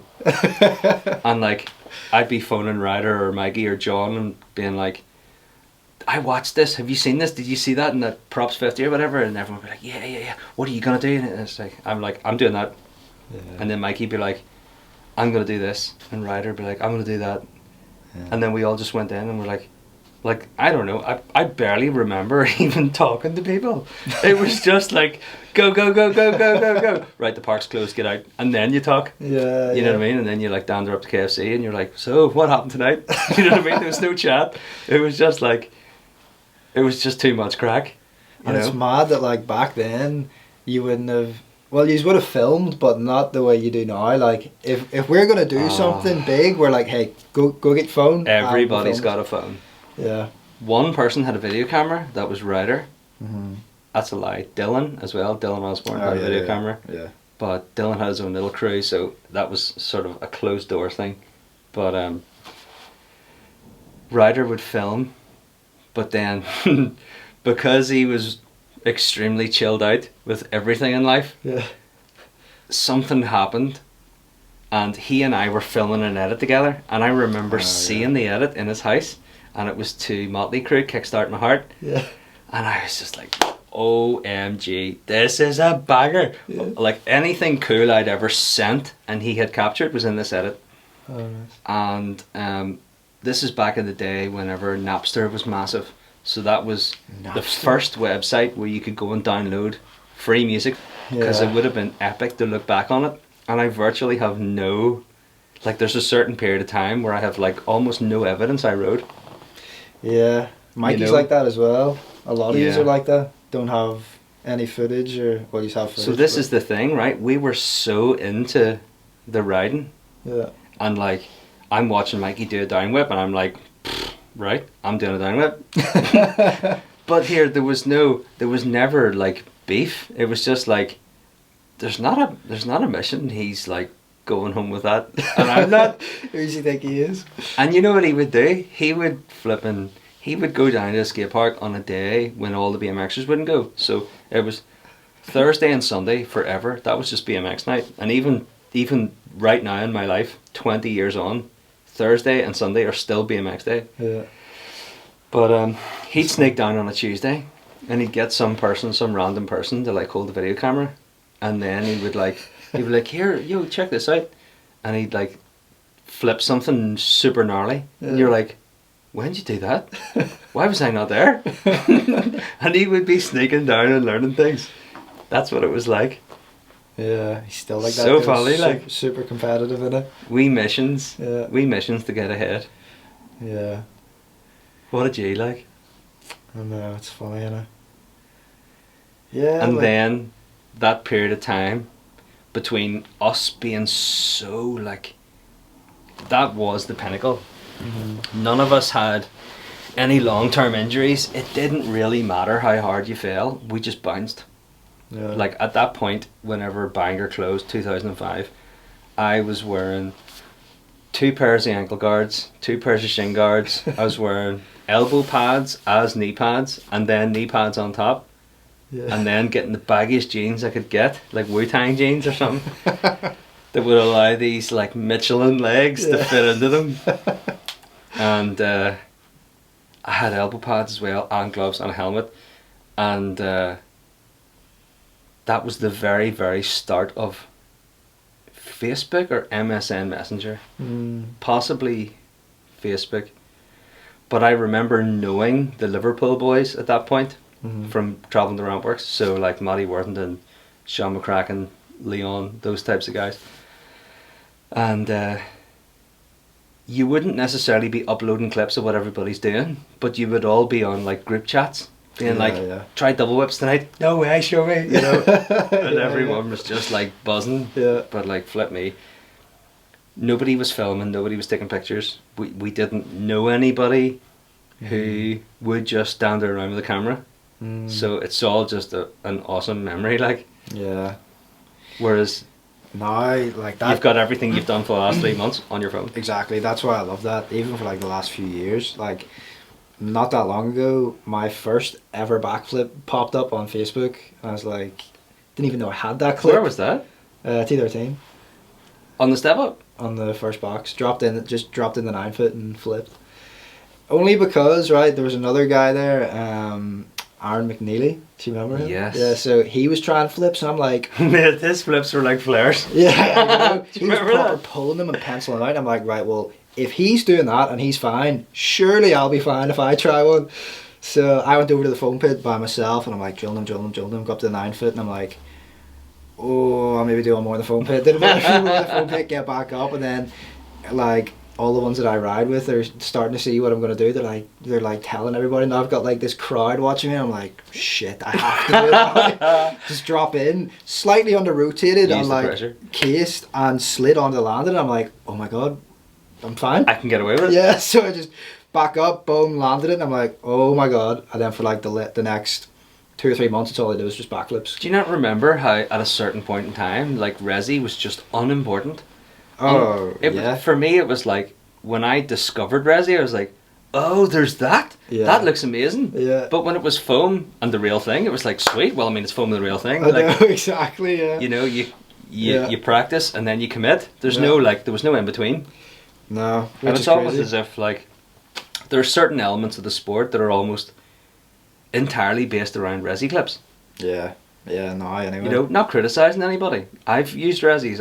I like them. When I got to experience it, I thought this is amazing. Yeah. But there are certain people you follow on social media, and you're just like, you train a lot, you know. Whereas Yeah. the sessions, Yeah, exactly. because old schoolers like, well, I'm not old school, but old timers like me, I'm like, it doesn't count unless it's the wood.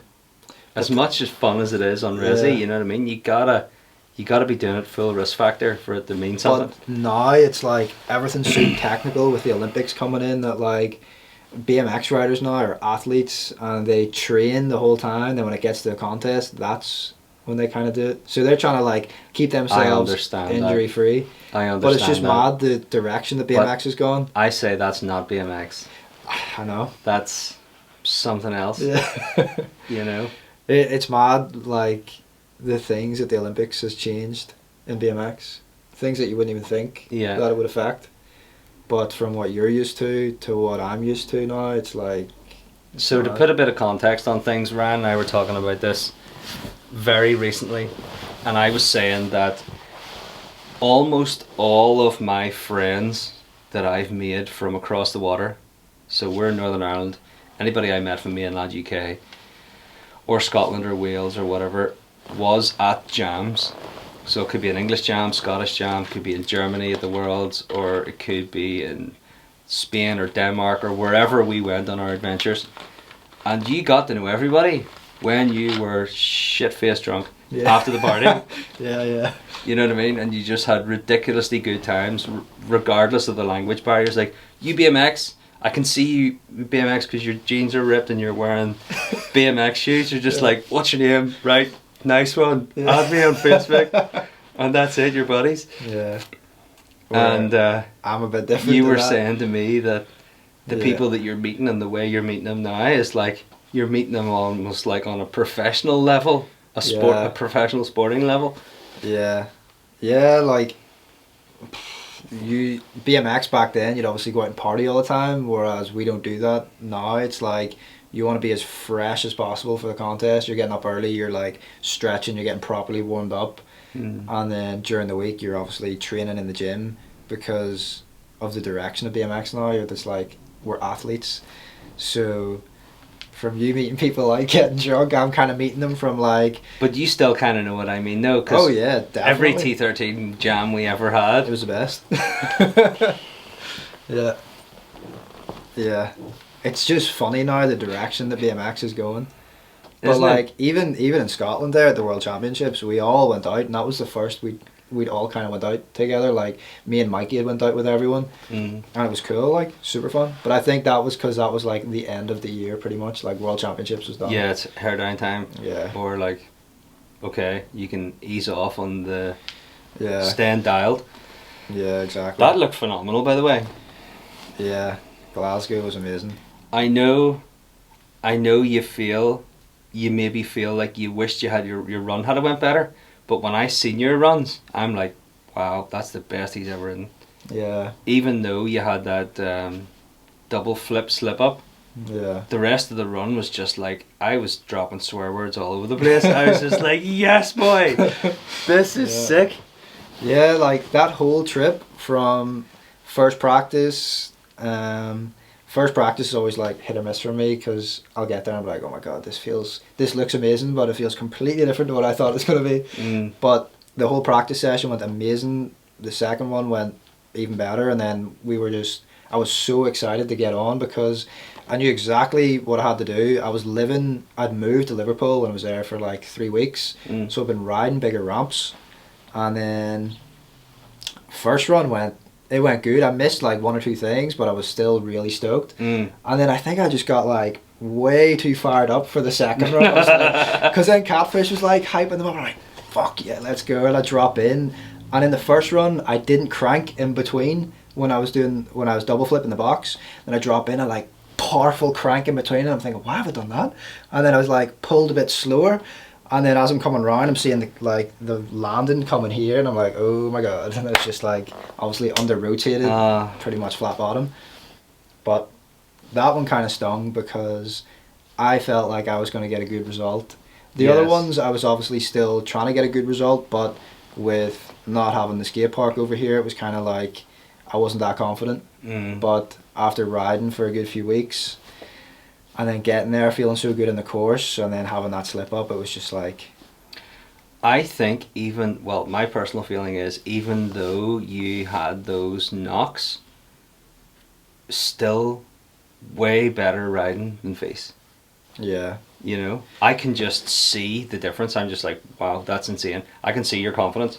Yeah. And that's so cool to see because you just kind of generally get the feeling. This is how I feel. I would imagine you're maybe similar. It's like, you know, you're on the back foot because you're going into a comp with people who have what you're riding right there and then at their disposal permanently. Yeah. And how much they ride on that and dial it in is really up to whether they can be bothered or not, or how much they're vibing with their boys or whatever. Yeah. Whereas we're like, make do, save up, fly over, drill as many tricks as you can in the 48 hours, which is so unrealistic because nobody does that. Yeah. You know what I mean? Yeah. As in, none of the rest of the guys you're competing with are trying to like get inspired, think of 10 tricks, spend an entire day in a foam pit and resi to try and see, can I actually learn something? I know, yeah. And then try and put it in the camera, just like... Yeah, it almost, like, this year especially, with not having the park, it almost felt like I was getting used to riding again. When I would go to, like, Liverpool, it would just feel like, okay, I'm getting used to my bike again, I'll maybe do a few things, and then have to go home again. And it's like... I know. I was doing that for 4 months, 5 months, trying to, like, get used to everything over and over. Yeah. So, obviously, moving over to Liverpool now, it's like... I can prepare properly and be a bit more confident. But with saying that, like, I'd only competed, I'd only done 2 contests in 2022, which was Texas and Madrid. And then me and you went to Munich for the Europeans. Yeah, and I got that into was the finals. unbelievable. Yeah. And like... Props again, that was unbelievable. And my riding wasn't anywhere near the way it is now, but... Still made finals, still put down like 2 good runs to get us in. I know. And I mean, I can't help thinking back, it's like, what if we didn't decide to do the second front flip? Where would your score have been? Yeah.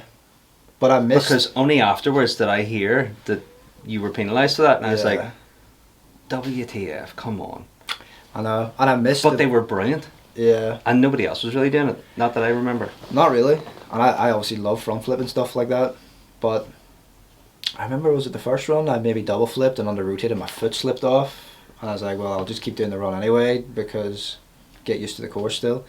And then on the second one, I missed the flip Superman because I remember they had like that Voltrino box where you had the big like 12-foot quarter, Oh, it was a 10-foot monster, quarter, wasn't it? Yeah, and then you went into this small wee Voltrino thing. I know. So if you missed that, you couldn't get the next box properly. Mate, the only person that rode that how it should be rode was Anthony Johnson and nobody else. Cork 7 it as well. Yeah. So that was a fun contest because I rang you like the day before saying, can you please come with me to this because no one else could go. I know. And then like nobody really explained to me the scale of what it was going to be at. And we got there for qualifying. There was like a good few thousand people there. And then oh yeah, finals was like, I couldn't even see where the people ended. It was just like a big sea of people everywhere. I know, wasn't it sick? And you know, countries like that, this was Germany, they're so receptive. Stuff like that must happen all the time. Yeah. You know, they must be just like, you know, we are into sports. It doesn't really matter what it is. It could be golf, it could be flipping athletics, it could be BMX. Yeah. The crowd clearly are not all BMX fans, but they were like, they understood the value of like giving energy to the riders. And I love that. Yeah, like when we were getting introduced, we were like standing up and waving to them. And then she's like, yes, Ryan, Munich loves you. Yes. Yeah, that was so sick. Yeah, that was definitely one of my favourite ones so far. And that course was fun. Do you remember that super important trick that we did before your comp run that made all the difference? Earthing. Do anybody know about this? Do you know about this? Yeah, we did it a few times, didn't we? Take your shoes and socks off, put your bare feet in the grass, Yeah. sort yourself out. Sweaty Don't feet. say I didn't tell you. nervous. Yeah. I think it made a difference though. Yeah, definitely. You gotta, these sports are like phenomenally psychological. Yeah. You Oh, know, it's like, what are you doing for your head? Because like, you can practice something 1,000 times, and as soon as you're unconfident and you start getting like wobbly foot Yeah. or Yeah. or whatever, all of Yeah. a sudden something you can do with your eyes closed is just like, how did I not do that? Yeah. You It's know? always the small things catch you out as well, like. But you don't really, well, me anyway, I don't really think about anyone else. I'm just like pretty much going up against myself. I'm like, am I going to land this or am I going to do this? Do you know what I mean? I'm not really worried about like, is he going to do that? Because it's Yeah. not going to affect me. It's just how am I going to perform? Hmm. But I think that's just with like lack of experience. I'm making these small mistakes. It's only wee things that are catching me out. Like the thing that I was stressing about will be fine, but then I'll mess up on something else, and I'm like, okay. I know. But I think it's so sick that we can say you're a European champion. yeah. Like, it doesn't, like, honestly, I know you have your own goals, but for me, knowing that the rest of the contest circuit has such a vast Mhm. amount of experience on you, getting in the mix for the European Championships and getting that crowd reaction and getting those runs in, I'm still buzzing on it. Oh yeah. Like, how long ago was that? Last year, wasn't it? It's my first year competing professionally, Bonkers. and I made a finals. That's all I wanted to do. And the Cycling Ireland Yeah. representatives came watched you, and That's mate, right. do you want to see their reactions too? They were losing their Yeah, toys. yeah. That was fun. Like, it was cool that they were there for the one that I actually made finals for, and they seen the reaction of everything. Like, Mm. yeah, I was so stoked with that. Yeah, but it's cool the way Cycling Ireland now are on board with BMX.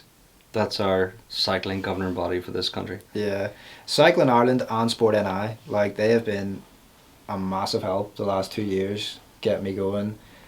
And it took a wee bit of convincing at the start, but like we got there. Mm. But especially at the minute, Credit to you, by the way, because you can be a phenomenal athlete, but Yeah. if you don't have the personality and the ability to communicate, you can't get the help.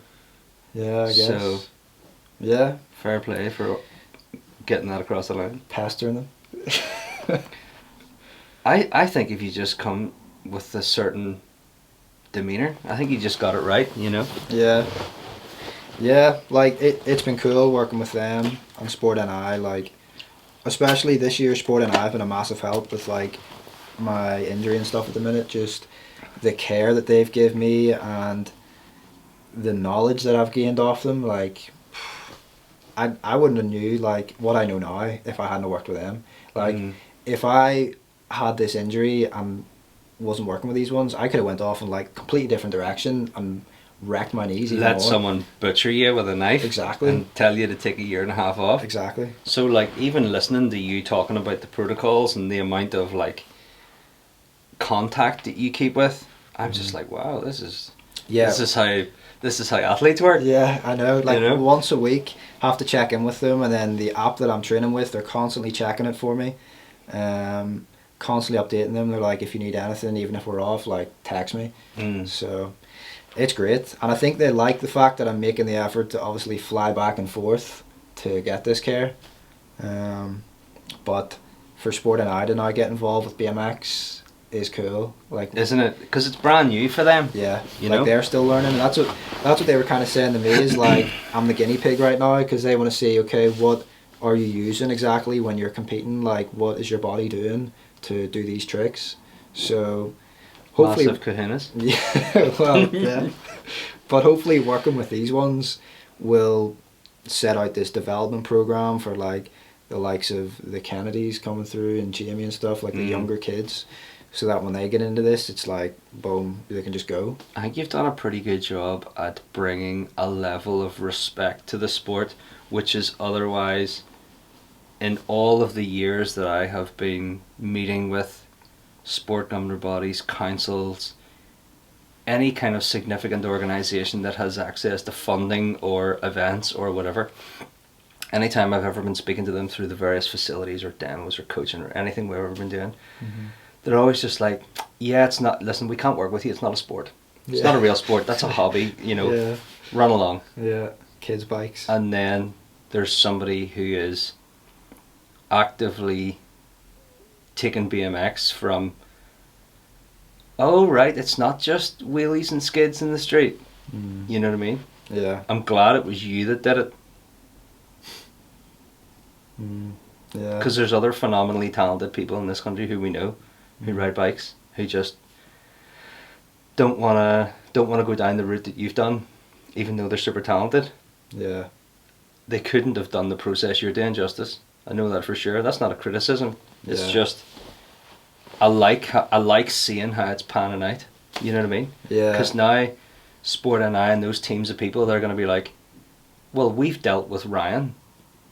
You know what I mean? And they're going to know that you're not a dosser stoner who's like, you know what I mean? Like, I constantly get hit with these stereotypical stigmas, like, you know, skate culture, hoodie culture, you know, is it, you know, drinking, are smoking. you supporting the guys who like get stoned, drink Buckfast, leave broken glass? I'm like, what are you talking about? Yeah. That's like saying, hey, that old soccer match over there is just a flipping 22 squad of hooligans. Yeah, exactly. Because I mean, every sport has it, but like, you're the first person who's taken BMX away from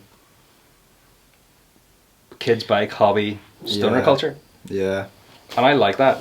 Yeah. I think that's also because I came from motocross. That's always the way motorbikes has been, is like training off the bike and trying to be healthy.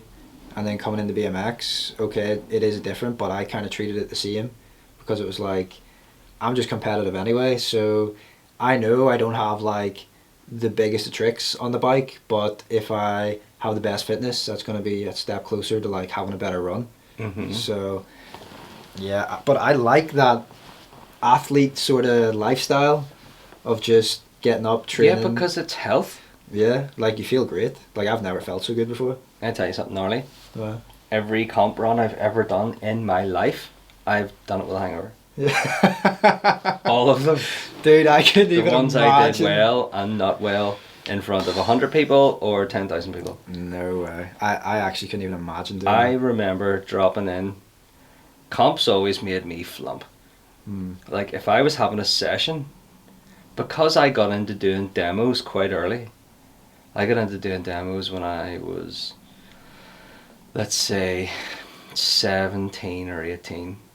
So riding in front of a crowd who don't know what you're doing is strangely empowering for me. Yeah. But when I go to a comp and I know that everybody looking at me knows what I'm doing and is judging me as well as the judges, and then I put that extra pressure on, I just go to pot, like. Yeah.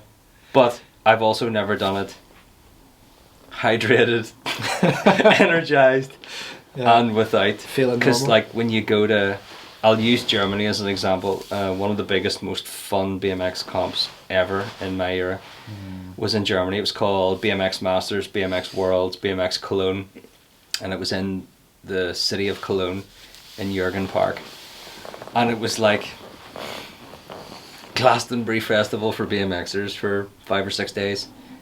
All countries came. You had American guys, you had the Australians, you had all the Europeans. Didn't matter what magazine you read or what video you watched, whoever you thought was cool was there. Yeah. Like Brett Benisewicz, Nyquist, Mira, Bestwick, Dares, Michael Baran. Yeah, first time ever seen Dares. Yeah. Mark Webb. It's just like I really enjoy his riding because he's a tech boss. But you see what he was able to do with the crowd in Cologne. Yeah. Mate, you think he was like Dave Grohl or something? Yeah. Everybody just lost their mind for him. It's like that one. And we're just like, yes. Yeah. So every day was a party. Yeah. And if you weren't competing, everybody you went with was flat out drinking. Yeah. So it's like me and Mikey we were like the on-show entertainment. Yeah. Right, lads, away you go and do your comp there. We'll stand and go ape for you at the side whilst being totally like polaxed. Yeah. And then as soon as we finished our run, it was just like, do I have full function in my body? Maybe, sort of. Couple of broken toes. Can I still walk? Right, let's go to the bar. And that was it. You were on it for days. And you made all your mates, and it was the best memories ever. Yeah, I only got to go to Cologne. But don't get me wrong, somebody in that mix was being an athlete. Yeah. I don't know who it was, like, Someone. but Probably Mikey. no, I don't mean our guys. I mean, like, probably Dare's Nike was in Bestwick. Yeah. We're laying off the beer. I would say Bestwick. Like, he seems like that athlete. Well, definitely now he is, but back then, I would say. You know what? I can't remember. Yeah. I do remember bumping into Matt Hoffman, blocked many times, and he is a proper nice guy. Yeah. Here, true story. So Cologne 2008, I'm standing outside Hard Rock Cafe, and it was one of the after party spots. Everybody was there. All the Essex boys, Webby, Mikey, anybody you can think of, they were there. Everybody was blocked. It was just great. Matt Hoffman standing out the front, on the phone, on the cell phone, talking to somebody about getting BMX in the Olympics. No way. Yes. And I heard him, but I was like, do I interrupt? Do I wait? I want to say hello. I was like, you know what I mean? I was kind of just lingering around like a bad smell. Yeah. Kind of like, hey, what's up? I was probably blocked. Yeah. But like, I'll never forget it because it's funny how it's come full circle now. But that was then. That was 2008. It's mad, like, I heard him talking about it. That's what he said. That's crazy. Who knows? Like, I don't know what the involvement was, but Yeah. that's what he was talking about. Like, the first time I met Matt Hoffman was it was 2019. We went to Cologne, and it's like me, Mike, Fergie. Oh, you told me. J Dog. Yeah. And it's like, we're all sitting there and we're asking the driver, like, who else are we waiting on? He's like, oh, just another guy's coming. We're like, okay, cool. And fucking Matt Hoffman jumps in. We're like, whoa, what the fuck's that, Matt Hoffman? J Dog's like, yes, Matt, what's happening, lad? And he's like, all right, J Dog. Like, chat to him. He's like, yes, lad. That's so funny. For anybody who doesn't know who J Dog is, he's one of the biggest biking celebrities in the UK. Biggest scouser. From Liverpool. We were going to Germany, and in the airport, Ramsey's like taking him with him, and me and Mike pull up. We're like getting our bags checked in. He's like, Mike, lad, you're gonna have to translate for me. And he's like, Jay, they speak English as well. He's like, nah, lad, they don't understand Scouse. And he's like, all right, lad. Like, what? But he's Scout. Yeah, he's Scouse. He's like, you're gonna have to translate for me. But yeah, J Dog's funny, man. Proper funny. Isn't he? Yeah. But there's no NAS this year. Well, next year as well. He's absolutely devoed, like. Yeah, J Dog's a real character. Like, yeah. I've seen him around for a long time. He's got a very rare life-limiting illness. Yeah, I think but it was he's like still able to function amazingly on BMX, which I love. You know, it's like the backwards king. it's his life, isn't it? Oh yeah. Like he is a professional rider. Like that's all he does is ride. So It's funny. He's a funny character. gets hooked up by But Hoffman bikes. Yeah, he literally got a free bike from Hoffman. Yeah. I think he got two maybe. I can't remember. I remember talking to him in Rampworks one time, and he knew we had a demo team, so we had a brand, and we were wearing T-shirts, and this is what Thunder is. You know, Thunder was a demo show, so we would do demo shows. Then we opened a skate park with the brand. Now the skate park's gone. We're just keeping the brand going because we like it, and we're doing the shop. But J Dog was like, "When do you put me on the team?" And I thought to myself, do you know what? What he does is actually entertaining to watch. Yeah. He has a niche that like nobody really has, and a massive personality. Yeah. So I was like, right, J Dog, give me your address, I'll send you a T-shirt. See, as soon as I sent him a T-shirt, he was on to me every day. Was he? When are you bringing me over to my Irish fans? I was like, whoa, dude. I don't know. Yeah. He You is know? mad. And he puts up on Facebook all the time, like about like wherever he's going, like going down to Royal Oak tonight to see all the J Dog fans, and it's like, fair enough, Jay. I know.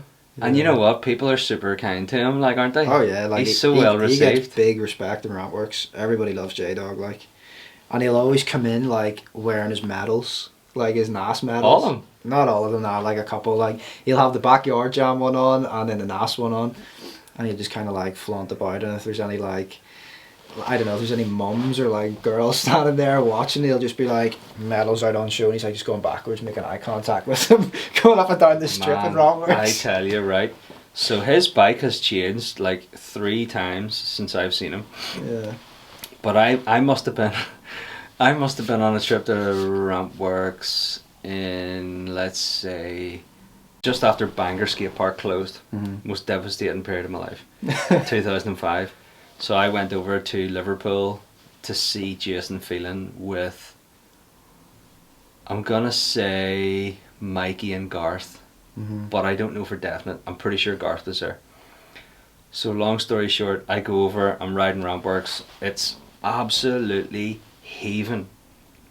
Like, in BMX in America, there's always this kind of big wave of respect given to the area in America called Northwest. So the Northwest riders are all these beast shredders, right? Yeah. And you're watching props videos of these, like scene reports, like say Rye Airfield or something, or one of the big amazing skate parks in Roadvilles, and you're watching the locals and you're just like, OMG, everybody is going off and you don't know who they are. They're all like doing Chris Doyle stuff. They're all just like absolute hammers.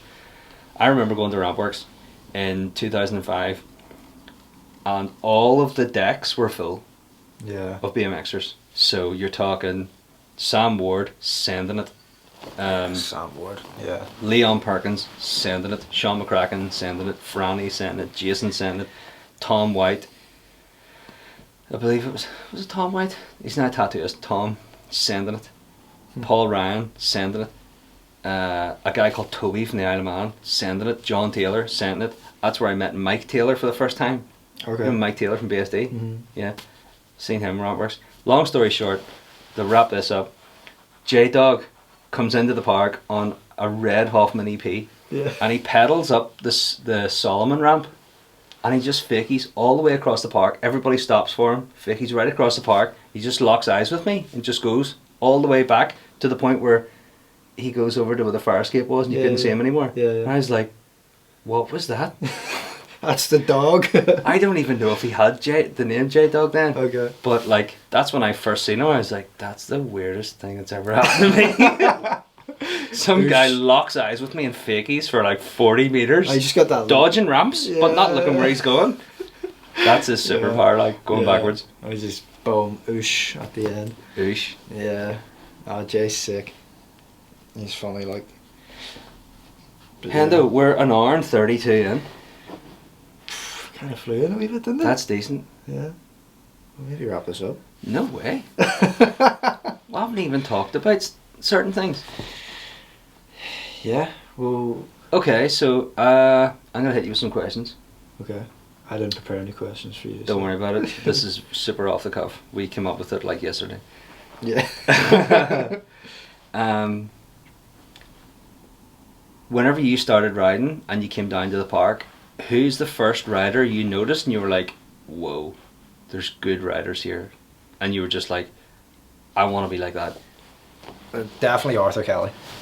He was the first guy I'd say. Well, the first person I met in T13 was John McElwain, and he was like the nicest guy. Well, he obviously is the nicest guy, but it was like straight away, obviously he knew I was new, and he was just like showing me some tips on he what was to a do. volunteer. Yeah, dude, he was sick, and I was like, that. Like, I went home saying like, that guy was amazing, and I came back the next day, he was there, and I'm like, oh my god, yes. So, John again. John, yeah. Yeah. So rode with him, and then he was like, man, you want to get down in the weekend? He's like, yeah, there's a few guys here, but see, in the weekend it's packed. And I'm like, excellent, I'll come down.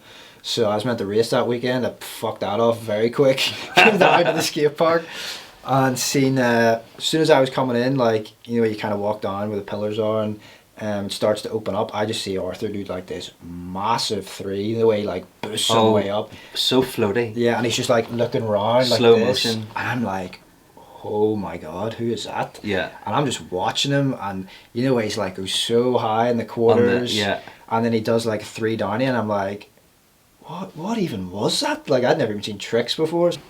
We're back. We're back after a quick comfort break. Yes, and a battery Ryan change. is now without the hoodie.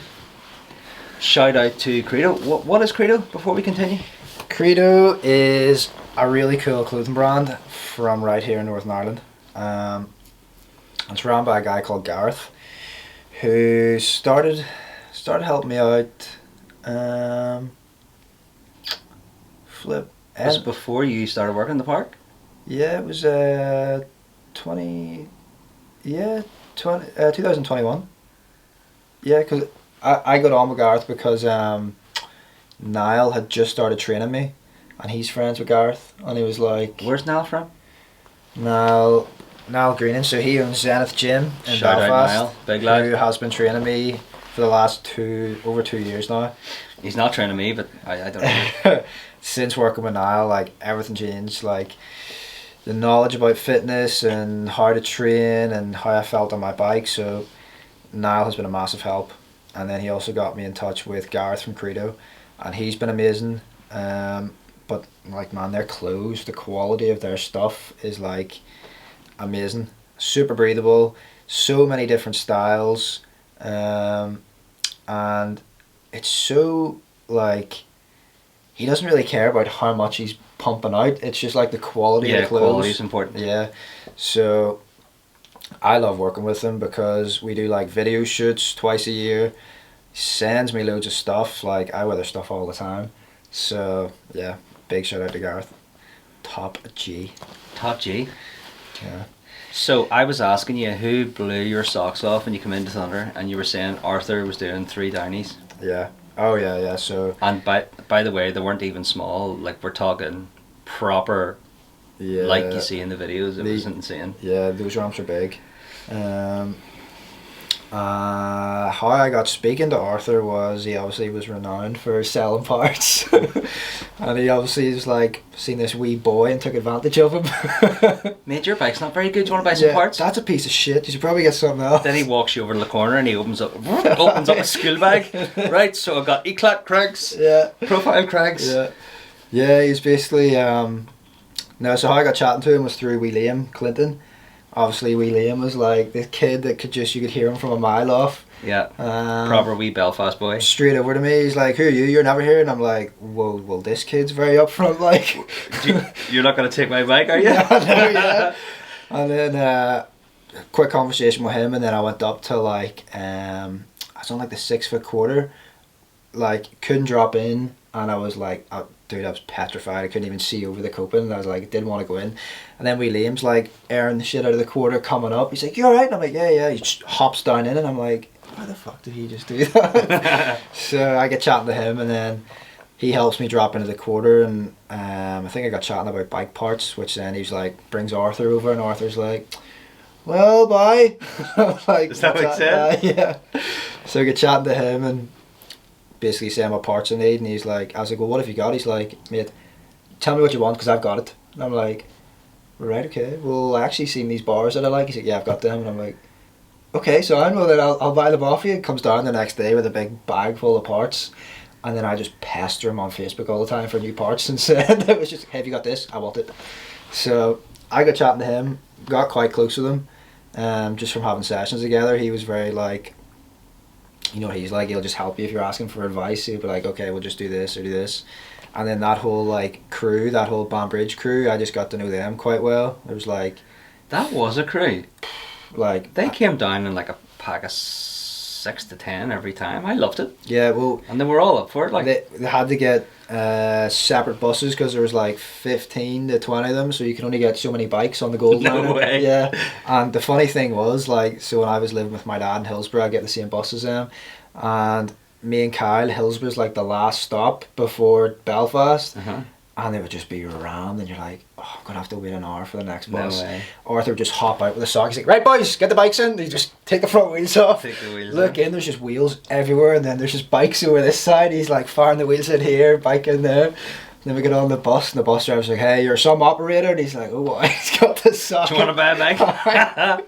So that was a cool crew. I really liked them. Like, unlike what I was used to with motocross, where you're so competitive against each other. Like, everyone I raced with, we pretty much went to school together, so we were all good mates, but when we were racing, it was kind of a wee bit like, yeah, you stayed with your team or your family or whatever, and then you talked about it in school. Exactly. So coming into BMX, and I'm like trying to learn these tricks. Like, I think I was trying to learn like a bar spin or something, and they're all like trying, "Oh no, you need to do this, you need to do this," and I'm like, are they like being dicks trying to take the piss out of me, or are they like trying to help? And then once you realise, like, no, that's the way BMX is, it was like, holy shit, like, yeah, I prefer this way more to racing. So yeah, like, getting to know Arthur just kind of like, me and him just rode pretty much 4 or 5 days a week together. He would come down like it was like a Tuesday, Thursday, and then the weekend as well. And even after T13 closed, like it was almost like as soon as T13 closed, everybody just quit. And it was just me and Arthur. We would go to bridges, even if it was raining, we'd just ride that wee strip under the bridge just to like roll out the dry spot. Yeah, just to do something. So we've rode together like pretty much from day one, which is cool. Like, and you seen him yesterday? Seen him yesterday. Yeah, went for a hike up the mountains. Yeah, so we've been friends since 12 years now, like pretty much. Yeah, which is mad. He was somebody who I would, because Arthur was a customer in Unit 13. Yeah. But the weird thing is, he never talked. But he was a shy kid, yeah. Myself and the other people who I would ride with often, so I would build these parks, people would come and ride them, but ultimately I wanted to ride them, you know what I mean? Yeah. It was like, I'm going to build something that is pretty much what I like to ride within reason, but accommodates for, you know, the vast majority to keep everybody sweet.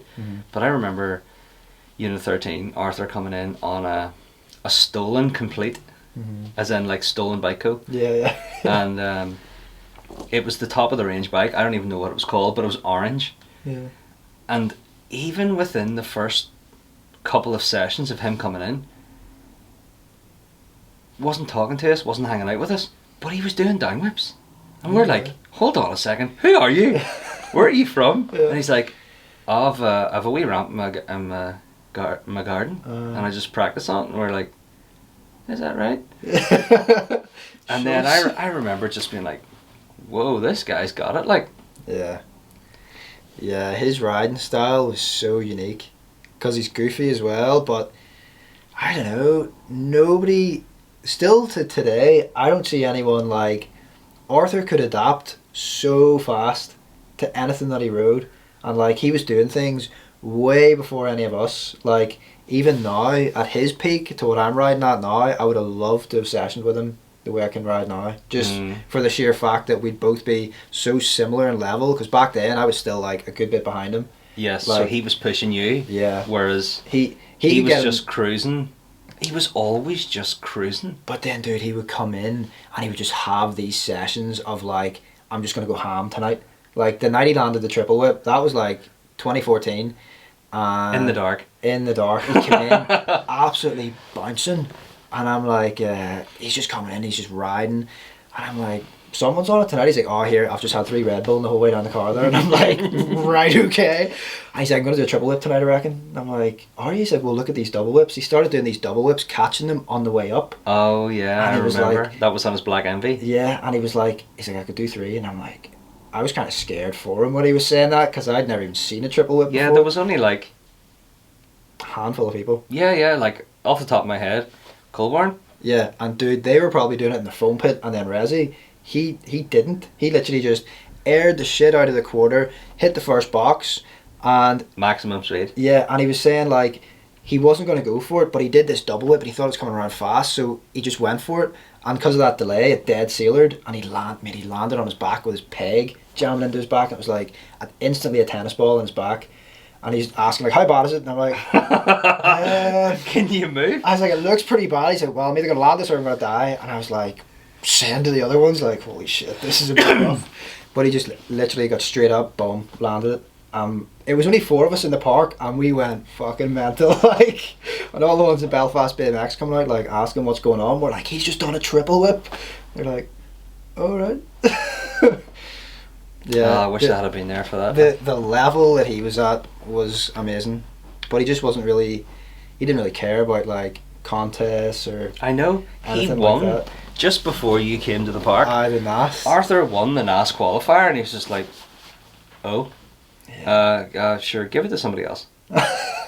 He didn't want to go. He just loved riding. Yeah, that was so weird. But he was just so good with big tricks, floating, but then just like his tech stuff. That's how I got into tech, was just him, all the different foot jam whip variations, hang fives, like that's all we would do at bridges, because there obviously wasn't big boxes or anything, so you just do tech bits around the bowl, and he could just hop up, hang 5 round one way, Or he'd hang 5 round this way, down the step, round in, and then he'd come round, foot jam, corner of the bowl, and then manual round the bowl the other way. Not mad. Big time. Yeah. Okay, so that's cool. Mm-hmm. What was your first bike?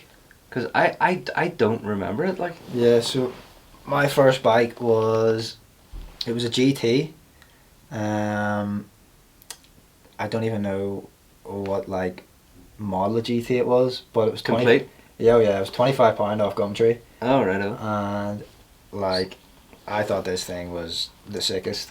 Like, What colour was it? it was like a blue, like a dark blue with just white decals on it and black bars, black wheels. Did it have a cassette? No, it was a screw. GT Zone. Was it? I think so. You'd actually have a photo of it, you know. Maybe. Because I was showing Mikey. If I can find this. If it's a GT Zone, you're buying me a Guinness no way home. If I can find this. I actually took a screenshot of it. I'm pretty sure. But it was £25 off Gumtree. And let me see. I'm gonna have to show you it after because I can't remember. Is there any riders who came over here to ride that just like blew your mind? From like other countries? Yeah. Well, the first rider was pretty sure it was Franny Wright. Was the first English rider I got to ride with. Like the first pro rider I seen was Dean Coulson in Corby, the year that me, Joel and Kyle went. I was only riding like a year. Walked into building 2 that had just been built. Got a sore neck looking up. Mate, Dean, he was already in the air as I was walking up the stairs. Bum, bum, bum, bum, bum, bum, like bar back, bar, one-handed X up, and I'm like, whoa. I know. Yeah. You know what I was saying earlier on about like 10 foot never gets old? Yeah. I would say you would be lucky to find any rider of a high level who wouldn't have mad respect for that guy. Yeah. He was in a league of his own for ages. The fact he would go so high, but about 2 foot before the quarter, he'd be spinning his bars as he's going back the pull down. up bar spin. Yeah. He was amazing. So yeah, him, and then Franny Wright was the first guy I rode with over here. Came over for a demo. And I'd never even heard of Franny Wright before, but this was shortly after Arthur had landed the triple whip, and this is all everybody was talking about was Arthur's triple whip. Yeah. And I was telling Franny, like, mate, do you want to see this guy did a triple whip? And he's like, oh yeah. And I'm like, regular or opposite? I was like, mate, you've no idea. Like, it was unbelievable. He's like, oh yeah, sick. And then he drop in, second hit in the box, boom, boom, boom. I was like, what the fuck? Who are you? Yeah, like, whoa. Then he starts doing his cork 7s, 3 double whips, and I'm like, yeah, okay, that triple whip was probably like, he's just laughing at me. And he was able to fold an invert like completely upside down. Yeah. There's very few people who can actually do that. He and I was remember he was on ABD. I don't know if you remember that. Yeah, because he wasn't on an ABD when he came over here to us. Mm-hmm. But he was the poster boy for that brand in the UK. Mm-hmm. And his picture in the magazine was just like an absolute shoulder, cheek, ear buzz invert, and you're just like, yeah. how's that possible? You know, like, who is doing that?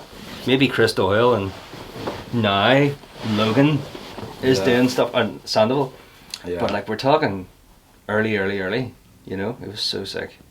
Yeah, he actually came back to ride as well in like 2019 or start of 2020, maybe it was just before COVID. He came back, just started riding Rockworks randomly. Oh, when you lived there the first time? Yeah, and it was like he'd never even left.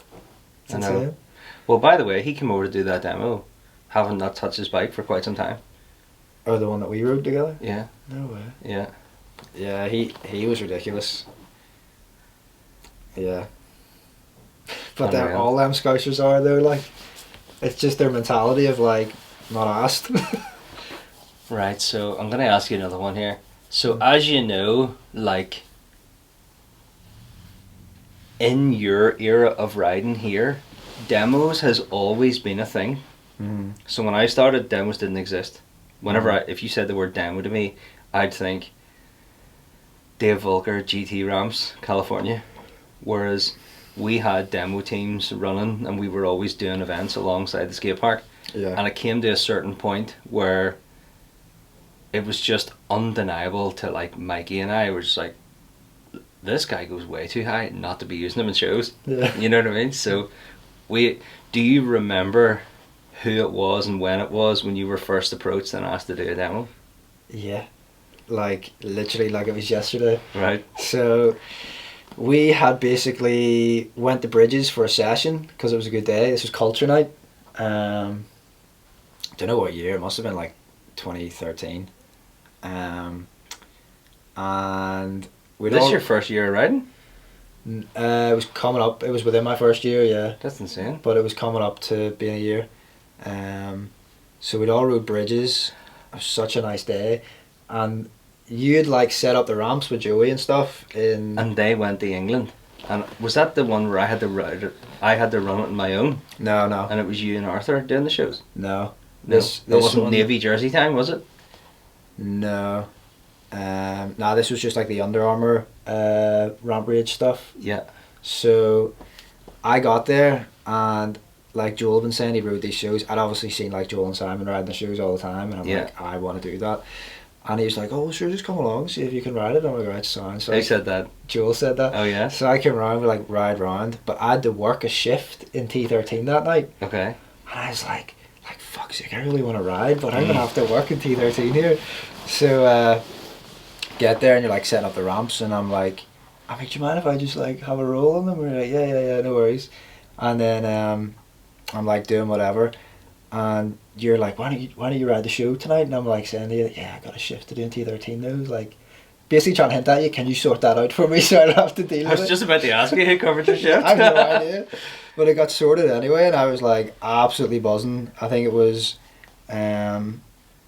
me, Joel, Arthur, and I'm pretty sure it was John Wells. John do some shows. That is the show I'm thinking about. Yeah, Yeah, so it was right at the art college and we were beside Yeah. the main road where the tunnel went across. that's right. And you were in navy tops, navy long sleeve, Was it? Under Armour. Yeah. Did you ride as well? No, What is it? no. That was the first time I'd ever MC'd an event on my own. Oh no way. Yeah, That's funny. that was terrifying. that Terrifying. was a busy show as well. Dude, Culture Night is the biggest event in this country. Do you remember the one we did in St Anne's where we'd plied the stairs? Yes, that was the one where Franny was there. And no, we did it twice. Giro d'Italia, we did that. Oh, but it was culture pink. culture night. Yes. Remember, you could circle the top and literally crank, hop in, and just boom straight up the box. Yeah. That was cool. That show. And then Tall Ships as well. That was like the last shows I think we did for Rampage. Yeah. Yeah. They were busy. That was like 3 days in a row and it was just packed. Sorry about that. Well, that was you got done over a bit there, didn't you? Yeah, from what I can remember anyway, but yeah, we did get paid, just not anywhere near the event. Yeah. Yeah. I remember one of the non-executive directors of the company saying to me, like after the event had been done, I'm like, right, we need to get these boys paid. They've literally put their life on the line for a couple of days. Yeah. And this particular guy says to me, oh no, that was a freebie. And I'm just like, my blood boiled that second. I was like, excuse me, we don't do that level of work for free for anybody. Yeah. Yeah. And I think dude, that might have even been the tipping point as to why I left. Because Probably. I'm pretty sure I exited that scenario within 24 to 72 hours of that last demo. I think so because I remember we'd all been on a trip to Corby. I don't know if you were there or not. I think you might. Were you on that trip? It was like me, Joel, Simon, Martin, like a whole. No, I went with Simon. I went with Simon because we did a demo for Chris Nunn's Yeah. BMX Demons.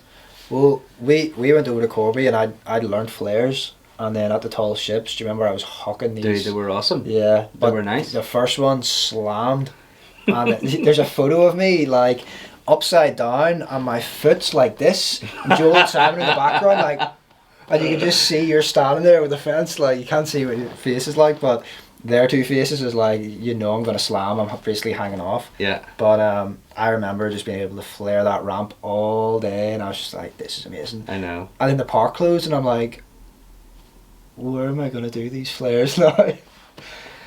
Yeah, so I'm pretty sure it was like it closed right after that. But I think we did a show a few years before that in the same place, because I just learned tail whips over boxes, and if you remember, they were like this the whole way around, and then my bike would land and I'd land on my bike. Do you remember that? You were like, maybe. He's just learned tail whips over boxes, and it was like this. What colour was your bike? It was a black 657. Yeah, I do. That was the show, wasn't it, where I tried to flip? Yeah, you had the headset on. So here's the thing, right? I don't really ever go upside down. Yeah. But I can. I just don't like it because I'm not confident at it. And there's something about demo days where I'm just like, this is the best thing in the world. And then I'll turn around to the crowd and I'll say, okay, if everybody gives me a big enough cheer, I will get on a BMX right now and do a flip, even though I'm the guy on the microphone. MCing the show. And it was a lot of our kind of home crowd, people we knew, and they were just like, yeah, do it. And I was just like, alright, give me my bike. And I couldn't even air the quarters high enough to get speed, so I had to like do a tire tap, pump in max, and then pedal and do a flip. And this one particular flip, I was like, I am fully committed to it. And I must have under-rotated by 1 degree, caught the very point of where the deck meets the top of the box, bounced front wheel straight to flat ground with the headset on.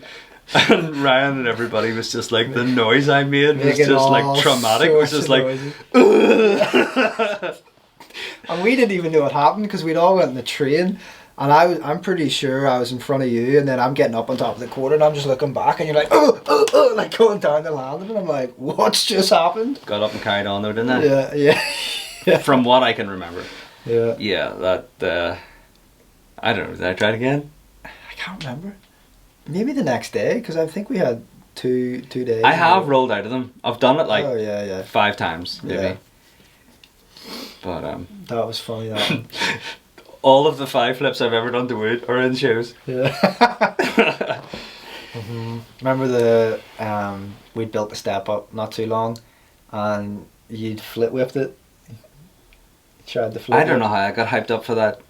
I can't even remember, because from what I remember, it was all of us riding, and you just kind of came out of nowhere and didn't really do anything other than saying you're going to do a flip whip. Yeah. We were like, do you know what, right? So I like think about things for a long time until it's processed, and then I make my mind up about it. Yeah, just regardless of what it is. Sitting in the office. So yeah, I could have been upstairs doing whatever, maybe watching whatever, and I was just like probably pondering it all the time. It's just like, I don't know, I just must have got energy out of somewhere, and I was like, right, we're going. Yeah. And then boom. Well, I mean, I didn't roll out of it, but I didn't kill myself either. Yeah, you like caught your knee or something behind or in front of your seat, like in between the bottom of your seat and your top tube, from what I remember.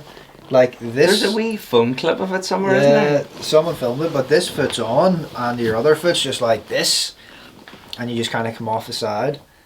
But I remember you did something to your knee or something. Can't remember. Yeah, I could have. But it was so close. Gnarly times. Mate, you know what? That is the one trick that I never cared about flips, but I wanted to flip flip.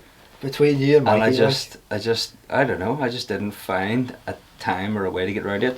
I think for me, like, getting to the point where I'd opened Unit 13 with the guys, and I'm just like, yes, we have somewhere to ride.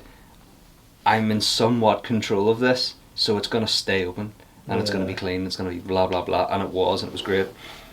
And then the guy who I was running the place with was just ridiculously ambitious, ambitious. Yeah. Enough was never enough, was it? Nah. It didn't matter what phenomenal heights we reached. It was just like, cool, that was yesterday's goal, now we're gonna. Yeah. And I just like got so overwhelmed with responsibility, it just kind of sucked all the crack out of it for me.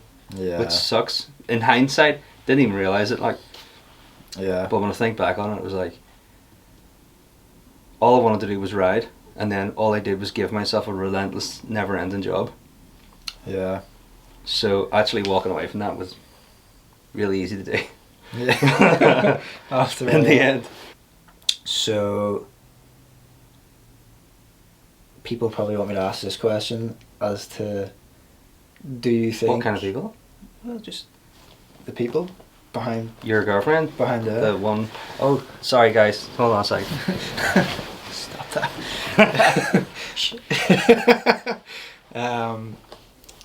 Do you think you'll open up a park again?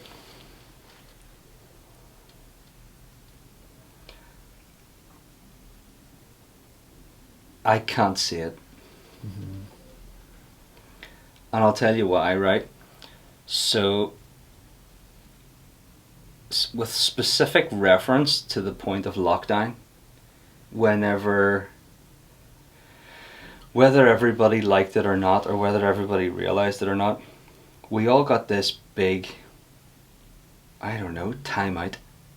Mm-hmm. So, even though the whole way through lockdown, I went to Thunder Park every day, like normal. I took my Tuesdays off and my Sundays off, and I was there every day in that ginormous warehouse on my own, like, reflecting, but also kind of like, how do we keep this going? I don't want to be one of those businesses that just like shits the bed. So when I had all that time to myself, which was like hundreds of hours, I guess I just reflected on like what I was actually doing and what I had done, because I never really stopped to think. It was just like I was always keeping up with the momentum and the energy that Liam was creating. That was my first business partner. Yeah. And that was kind of fun and exciting. So he would come up with ideas, we would talk about it, and we would just execute them together. And it was great because we were always matching each other's effort, whether it was him being the kind of methodical brains behind it, and then together we sit and work it out and go and attack it and just do things whatever we wanted. That was fun. That was cool. I really liked it. Whenever you get to the point where you just feel obligated, horrible word, doesn't even sound nice to say. I felt so obligated once I decided to walk away from T13, because it was just all consuming, and the facility was awesome, but the management team, who I had gotten in a position where I was sharing responsibility with people whose necks weren't on the line. So you've got executive and non-executive directors. Yeah. And we had a team of people, because the place had got so big. We were doing demos, we were launching cars for Jaguar, we were doing after parties for MTV. Yeah. We were like partnering with theatre companies and doing like theatre productions. And okay, it was cool, but like it's not why I got into it. I'm like, I want to make sure that the sport that I love and totally care about is catered for. Yeah. Everything else is irrelevant. So what happened was the income generated from the skate park, albeit cost covering amount, you know, what it cost to run it was what it generated, but what was being generated was being diverted into starting other new ideas that I didn't want to do. And I was just like, I am not here to try and do music events. We don't own a bar license. We don't own a sound system. We don't have barriers. We don't have toilets. We don't have anything. Yeah. So like, you know, when the rest of the team were kind of saying, we want to go in this direction, I was just like, why am I the only one thinking this is not a good idea? Yeah. But I was the youngest as well. But again, ultimately the only person who was totally passionate about the project. Yeah. So I just got to a point where my girlfriend, now wife, just had enough of me coming home gurning, and she called me out one day. She did. She just totally called me out, and she was like, I remember saying this. I don't know what I was ranting about. It could have been something to do with the fact that yous weren't getting paid for that demo, and I was furious about it. Yeah. I came home and complained to my partner, and she says, I'll never forget it. Like, she's like, "Are you gonna be the type of guy who does what he says? No, are you gonna be the type of guy who lets other people push him around? Or are you gonna be the guy that does what you say?" And like right at that moment, like when you can commit to jumping and sliding down a 20-stair handrail, you're like putting your neck on the line. You know what I mean? So I know what it's like to commit to dangerous things. Yeah. And she just puts me in my place, and she's just like, I'm sick of listening to you. All you're doing is whinging. Go and sort it. Yeah. And then she put me in the spot, and I was so angry, because I was like, you got me there, you know. I'm either a pushover for life, or I'm gonna just go and tell everybody what I think. Yeah. So I threw a wee bit of a hissy fit, got in the car, drove back down to work, and I was like, right lads, I'm out. And I don't know what they were thinking of or what they were working on, but it went down like a fart in a spacesuit. It was instant hostility. And I was just like, I felt so much better from being like, I am not being involved in this in any way, shape or form. And I remember phoning people and saying, right, I've left. I think it's going to be a good idea if you leave, because the type of decision making that's going on right now is in nobody's benefit, you know. Yeah. And I left. remember that, like. Felt really happy about it, but ultimately had a massive kind of social anxiety thing. You know, it's just like, okay, I've just walked away from what I thought was my purpose. So fast forward 2 years, left T13, had a break, and then I was like, it was Mikey. Mikey was just chirping, you know, he's like, Of chirp, course. chirp, chirp, chirp, ideas. Oh, What they about, do what this, about, what they about? do. So he put this idea in my head, and I was like, you know what? Yeah, I could do that. And ended up finding Eddie Irvine's. Was full of the flipping confidence of God knows what. Went in, requested a meeting, had the meeting, pitched an idea, got it across the line. Park was open. I was just like, happy days, right? Let's make sure that anybody who enjoys this as much as I do or wants to go somewhere in this sport will have what they need. And that was, it didn't matter what the park had to have a foam and resi, you know. So it had a whole dedicated, I don't know, was it like a third of the whole park was foam and resi. And then the rest of it, the idea was that it had to be a design that a complete beginner could roll around on, but then somebody at your level could boost and do what they wanted to do. Yeah. And that took way too many conversations with Maggie, you know, agreeing and disagreeing. And I got to the point where I was just like, right, listen, this is how it's going to be. Thank you for your input, but I'm not doing that. You know what I mean? Because like, you can't put a 6-foot spine in the middle of a park and expect someone to get around it. You know what I mean? Or over it. It's just like, it couldn't happen. Yeah. But we got the park open, and as much as it was to support the scene, it was also a massive fuck you to the boys who said that, you know, made me feel like my role within T13 wasn't important, and that what happened wasn't through my effort. And I'm just like, 90 hours a week for 5 years, I'm not sure what you're talking about. Yeah. So anyway, I thought I'm going to put my time and energy into the park, and I had this vision in my mind. And I remember coming out of the toilets, turning left, and this is just before we'd opened it, and I just looked at the park, and it was almost as if I had this deja vu moment where it was like, that's it. whoa, I seen that exact thing in my mind. I somehow, like, you know, imprinted an image of what it would look like on the empty space, and then I just caught a glimpse, and I was like, wow, Yeah. That just happened. That's the first time I realised, you know, that is that what manifestation is, you know? Yeah. So, got the park built, got it opened, and it was cool. We had a good crew of people who were super passionate and liked coming to use the place. They liked people, they liked the brand. It was awesome. Mm-hmm. Then we had lockdown, and then stuff got really difficult. Like 80% of the people who came to the park before lockdown just, I don't know, now make TikTok dance videos. I'm not sure what happened. Yeah. But they didn't come back. Mm-hmm. And it didn't really matter what we did. It didn't matter what YouTuber we brought or what ramp we built or what jam we did. We just couldn't get people back into the sport at that time. Yeah. And it just felt like an impossible task for me to lead alone with a team who could only support me to a certain level. And through that whole process, I realised that the two major things that suffered, and I only realised this, you know, during lockdown, was like family life and my health. Yeah. I was fitter, healthier, and had a better relationship with the people closest to me Yeah. before we opened it. And then I sort of thought to myself, what is that? Like, how am I doing this? And I came up with this phrase, serial overcommitter.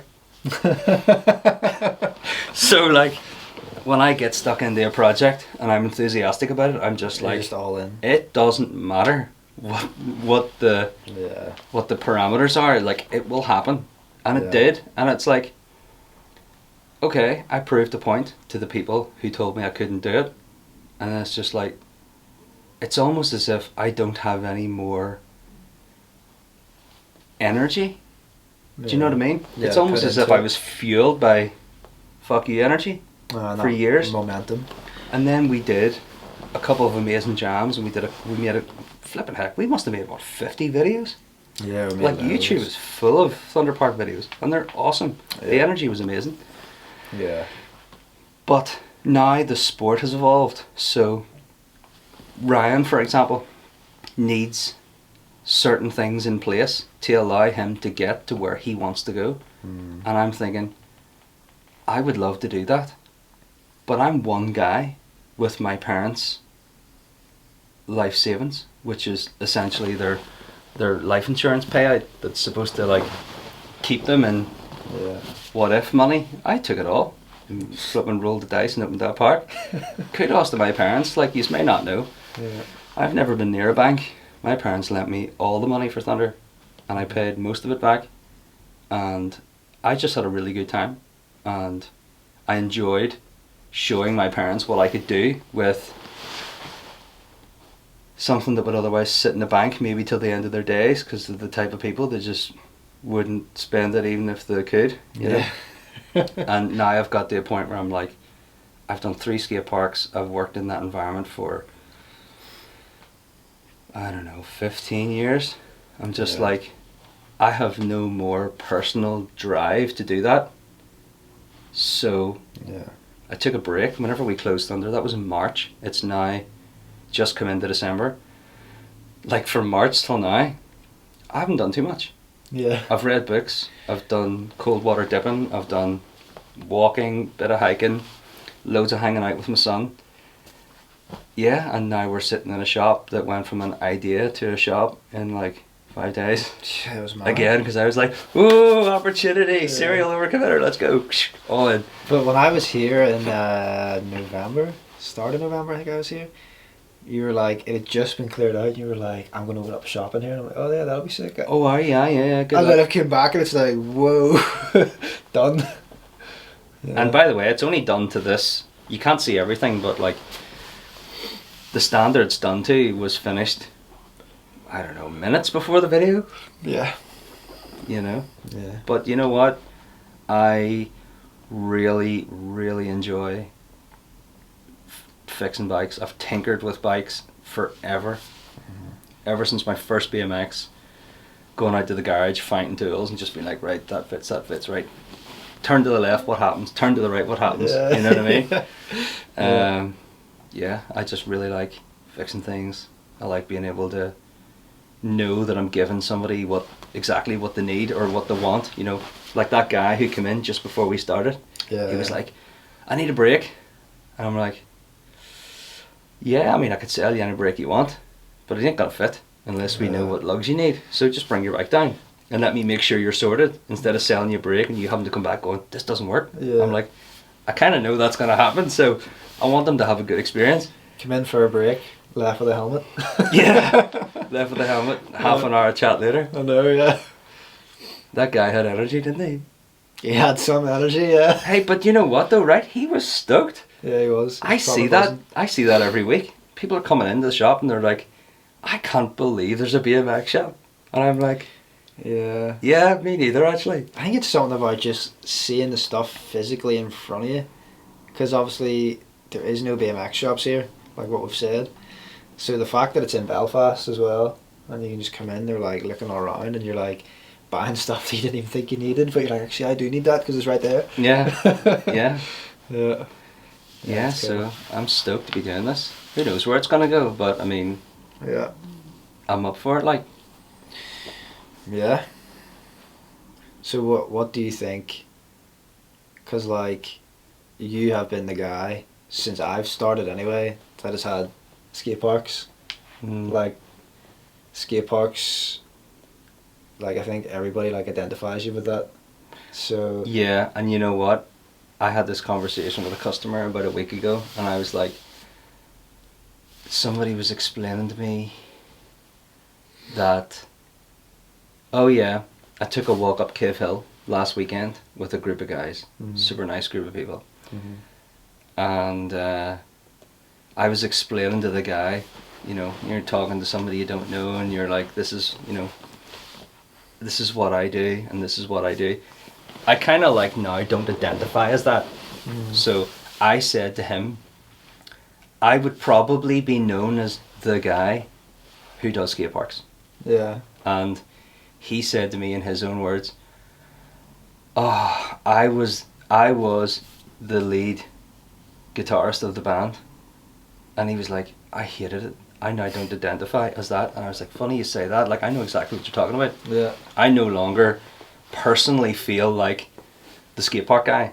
I have done it, and it was great, and it was fun, and my goodness, like, our whole friend circle, you were a customer, now you're my best mate, and you might even end up being my brother." You know what I mean? Yeah. So like, I love how things have panned out. Yeah. Me personally, Matt Gillespie, getting dough and going up in another park, it's not my responsibility. Yeah. But now that we are where we are, and BMX is an Olympic sport, I can for sure see that there is an avenue for that to be funded. So I Yeah. don't know if that means Sport NI or Well- if it means whatever. Yeah. But we have a European champion. If you never touch your bike again, you're still a European champion forever. I love that, by the way. And I use that when I'm talking to people. You know, like in high profile meetings, funders, councils, whatever. I was like, we have a European champion. You know what I mean? Yeah. If there's ever going to be the ability for Ireland to stay on a platform with the rest of the world and compete at something that we have a massive uptake in, there has to be a national, Yeah. you know, facility. England has. Now, albeit, Corby's its own thing, but it's adopted into British cycling's BMX Yeah. strategy, and Asylum is, correct me if I'm wrong, adopted in. It's in some way Yeah, they use that supported for to make sure that the riders have the Yeah. biggest variety of ramps. We Yeah. don't have one single thing. Nah, it's crazy. So, And like, it's tough because over here we're so far behind, which is frustrating to see. But this, like, the likes of the Kennedys and Jamie Hearn, like, how good they are, because there's this massive gap from me to that generation. I know. Because There's of them, nothing behind you because of them other closures. than them. Yeah, because of Yeah. them closures. So the fact that they've came along and like how good they are, if they had the best of facilities, like they would already be better than what they are, and right now they're shocking. Yeah, exactly. You know, as I sort of alluded to earlier on, I think I'm around 25, more than 25 years in BMX now. I've never seen somebody like Lucas or Jamie, and almost leaning specifically to Lucas, because Yeah. like, you know a good rider's good when they're good, Yeah. but when you're actually shocked, like, Yeah. okay, you're good, but you're like Sergio Leos styling. Yeah. And I mean, how is he doing this? But See, here's the thing, like what you say, it's going to get to a certain point where he cannot go any further. He's going to hit the ceiling with what's possible. Yeah. And then the insane thing to even comprehend is his parents understand how good he is. He's winning everything in England, and he's Yeah. from here. Yeah. You know, they are crazy supportive in an awesome way. Yeah. Big time. Would they uproot and move to England? Maybe, I don't know. I wouldn't put it past them, like. But Well, seeing the relationship though that the boys have with Rodney, like compared to what you'd see with anyone else, of like the dad would push them and be like, no, you need to do this, listen to me, you need to do this. Whereas Lucas is coming to Rodney for advice, and Rodney's kind of like, yeah, like guiding him, and then he'll go off and like want to correct that instead of having to correct it. Do you know what I mean? I think that's why he's progressed so well, because like I know in racing my dad was hard on me, like shouting at me, and that doesn't go well. Whereas watching their relationship, you can see the confidence that Rodney fills him with. And that's Lucas probably in some weird way realises his dad respects him, and that must be Probably. a mad feeling. yeah. Because I don't know about you, but like all the way through my BMX life, just to go on a wee tangent here, my parents told me my head was full of sweetie mice and that I was wrecking my body, Yeah. and lo and behold, they literally like put themselves at huge financial risk to allow me to go and gamble doing the exact thing they said was the daftest thing they could think of. Yeah. It's funny how it full circles, isn't it? It is mad. Yeah. But, I would- okay, so to finish off answering your question, I can't see it, Yeah. but you know what? Anything's possible. Yeah, well, yeah. Anything's possible. Can't see it.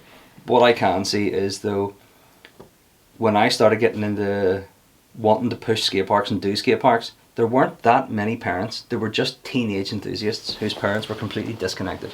Now you have Phil Martin supporting Amelia, and you have the Kennedys, and you have Jamie, and you have You've got what's the other wee girl? James Taylor and stuff as well, who I started Samaya coaching. and her parents. Mhm. You know, those are the types of people who are so enthusiastic and delighted at the fact that their kids are excelling in a sport.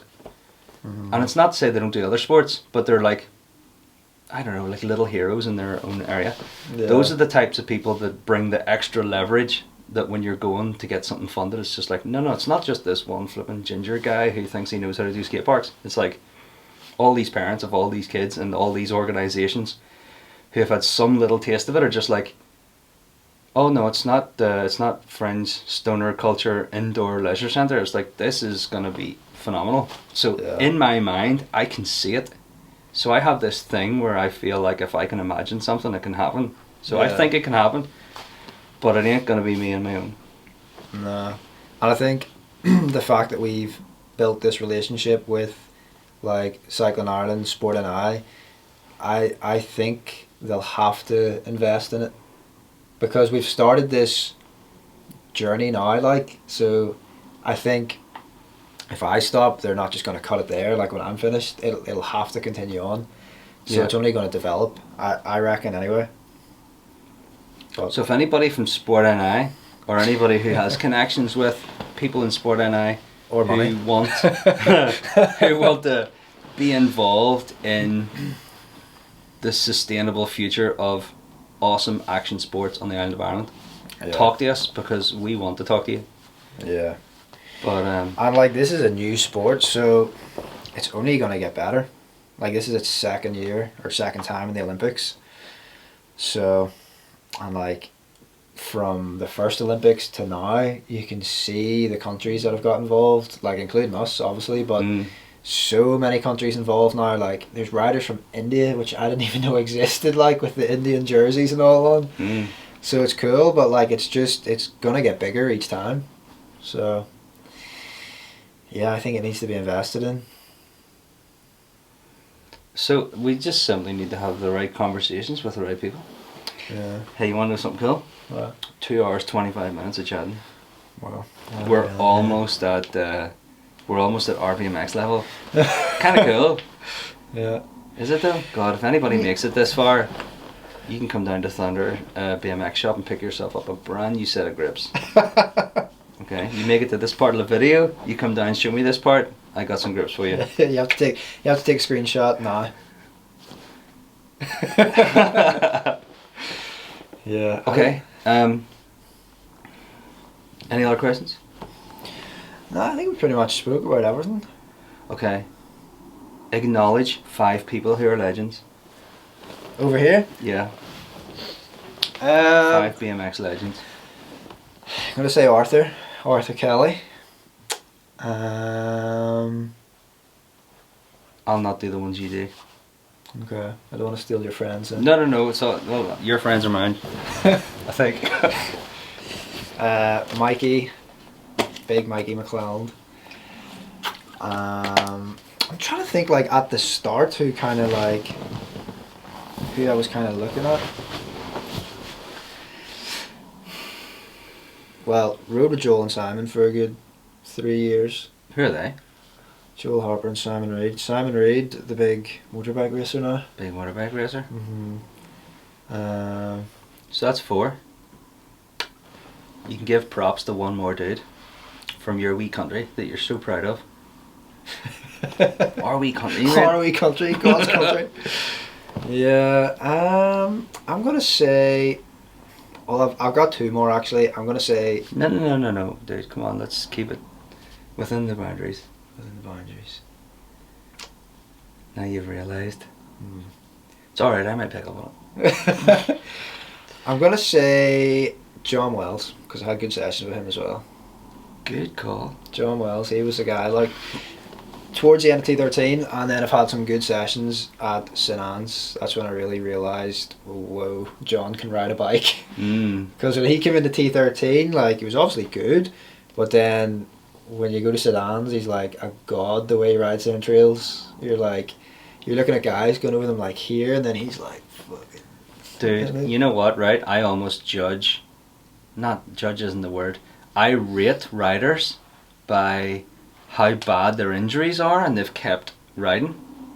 Yeah. And John has kept a high level of riding and style for a long time, and boy has that guy wrecked himself. No way. Oh yeah. I didn't know. Dude, look at his video parts. I right an awful. At some point of all his video parts, he's either got a broken finger or a busted face or whatever. And I'm just like, dude, fair play to you, you're a boss. That's true. I love that video that Pete Adam did with him. It's like all these guys at the start, all different BMX legends, like John Wells, John Wells. Yes, I know. John Ruben Wells. and all. Yeah. I know. Yeah. Dun, dun, dun, yeah. Okay, so my 5. These aren't necessarily strictly friends of mine. Every one of my mates who I've ridden with over the years is a legend. There's loads of them, but I'm going to pay particular homage to Donnacha Carroll, Southern Irish rider. Has been a boss from the beginning. Yeah. Day one I seen that boy, I was like, oh, right, you're the daddy, you know. Yeah. And he's still killing it. Derek Johnson, Southern Ireland, absolute style king. Ran the Boardroom BMX shop for a long time. Did a lot for the Southern BMX scene and us. He supported my jams and my parks for years. So loads of respect for Derek. And he's an absolute boss of a rider. Yep. Alan Parr from Waterford, who I was first introduced to as Flip Whip Kid, because for some reason he got to go. I don't know how this happened. I should know because we're good friends, like, but he got to go to Woodward. And he came back with hand plants and flip whips to Ireland. And he went to a skate park in Dublin and flip whipped a box about the size of that mini box beside our last step up. No, don't ask me how. So that's 3. John McVeigh for sure. Yeah. John He's is sick. a boy I've known for donkeys. And he just, I don't know, he just had the ability to commit. Yeah. At all stuff, street, reels, tech, whatever. Like, he was never really into jumps or anything, but like, he's definitely somebody who really kind of pushed me because whenever we met each other at the very first time, we were already at a similar level but didn't know each other. Yeah. And I was just like, where'd you come from? I thought I knew everybody, you know. So massive props to John. And the last of 5, I could do 50. The last of 5, I'm gonna say Frank Coggins. So Frank inspired me to start a demo team.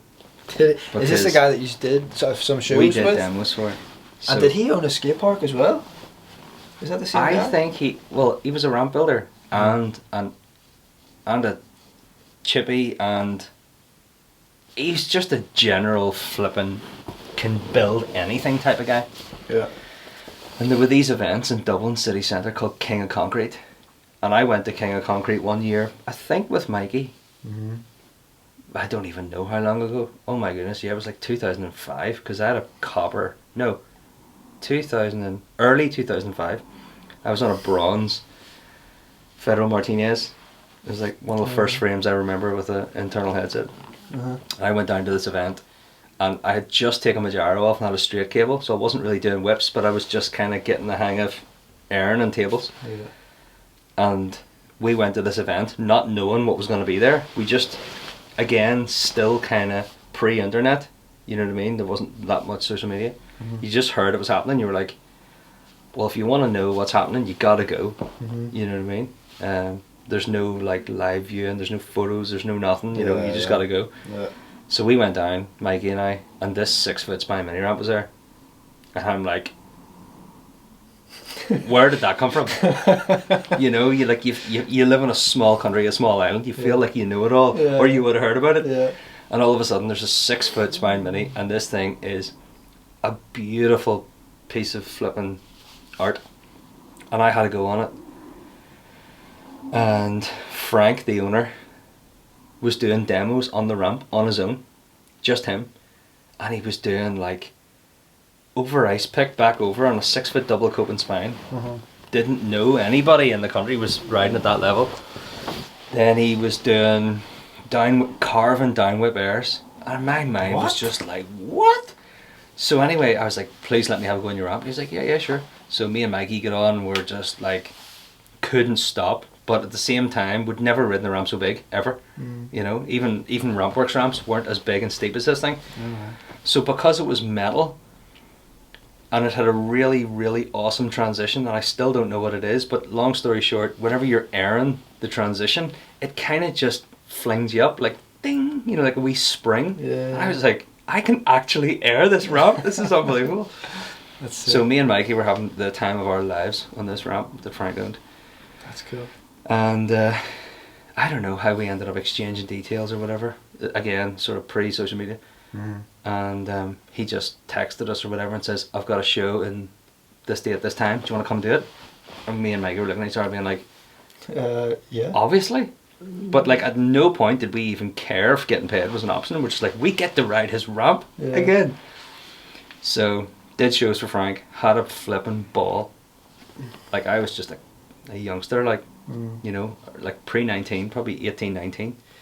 I was doing shows with him on his big ramp. And then he built a private indoor spine mini made of wood. So he had an indoor spine mini and an event spine mini in the Dublin area. And he allowed Mikey and I to come down and ride his spine mini private. So we would be up to speed for doing shows. And Mikey will back this up. Like those were some of the best days ever. Getting in the car, hammering tongs down to Dublin, riding till we were sweating ourselves to bits, and then drive to the local chipper and get chips and just drive home and be at home like 2 in the morning. And we were doing that like every Friday for weeks, months. Never ridden a spine mini as big since. It probably gave me the inspiration for the spine mini in T13. But his was just, he just knew how to do it. He just got it right. It was nicer. I have no doubt about it. So kudos to Frank. Frank's a legend. Yeah, that's cool. Didn't really speak about St. Anne's. I wanted to kind of chat about, because that was like my first introduction to trails going down there, and that was insane. And people don't really know about St. Anne's like outside of Ireland. and it's like It's quite a well kept wee secret, isn't it it? is one of the best spots. Like I I obviously couldn't imagine any trail rider in the world wouldn't have a blast there. like well when we brought Mike from Liverpool down to it, he was just like blown away, and I'd like told him about St Anne's for a few years, and when he Yeah. actually got to see it, he was like, "Holy shit!" Did he ride a brakeless? Nah, sure he'd it still just had surgery on his ankle, Ah. so he came down, and that was the day I flip whipped it. Oh. Couldn't land it. Yeah, I was there. Yeah. We went down, That was nice. and I was telling you, I'm gonna hit this tree. Like I'm gonna hit that tree. First flip whip, gink, hit the tree. But then, You could have just bossed it, dude. well, went back that weekend for the jam and just did it first go in it. Mm, But that was like that was St wild. Anne's honestly has the best vibes.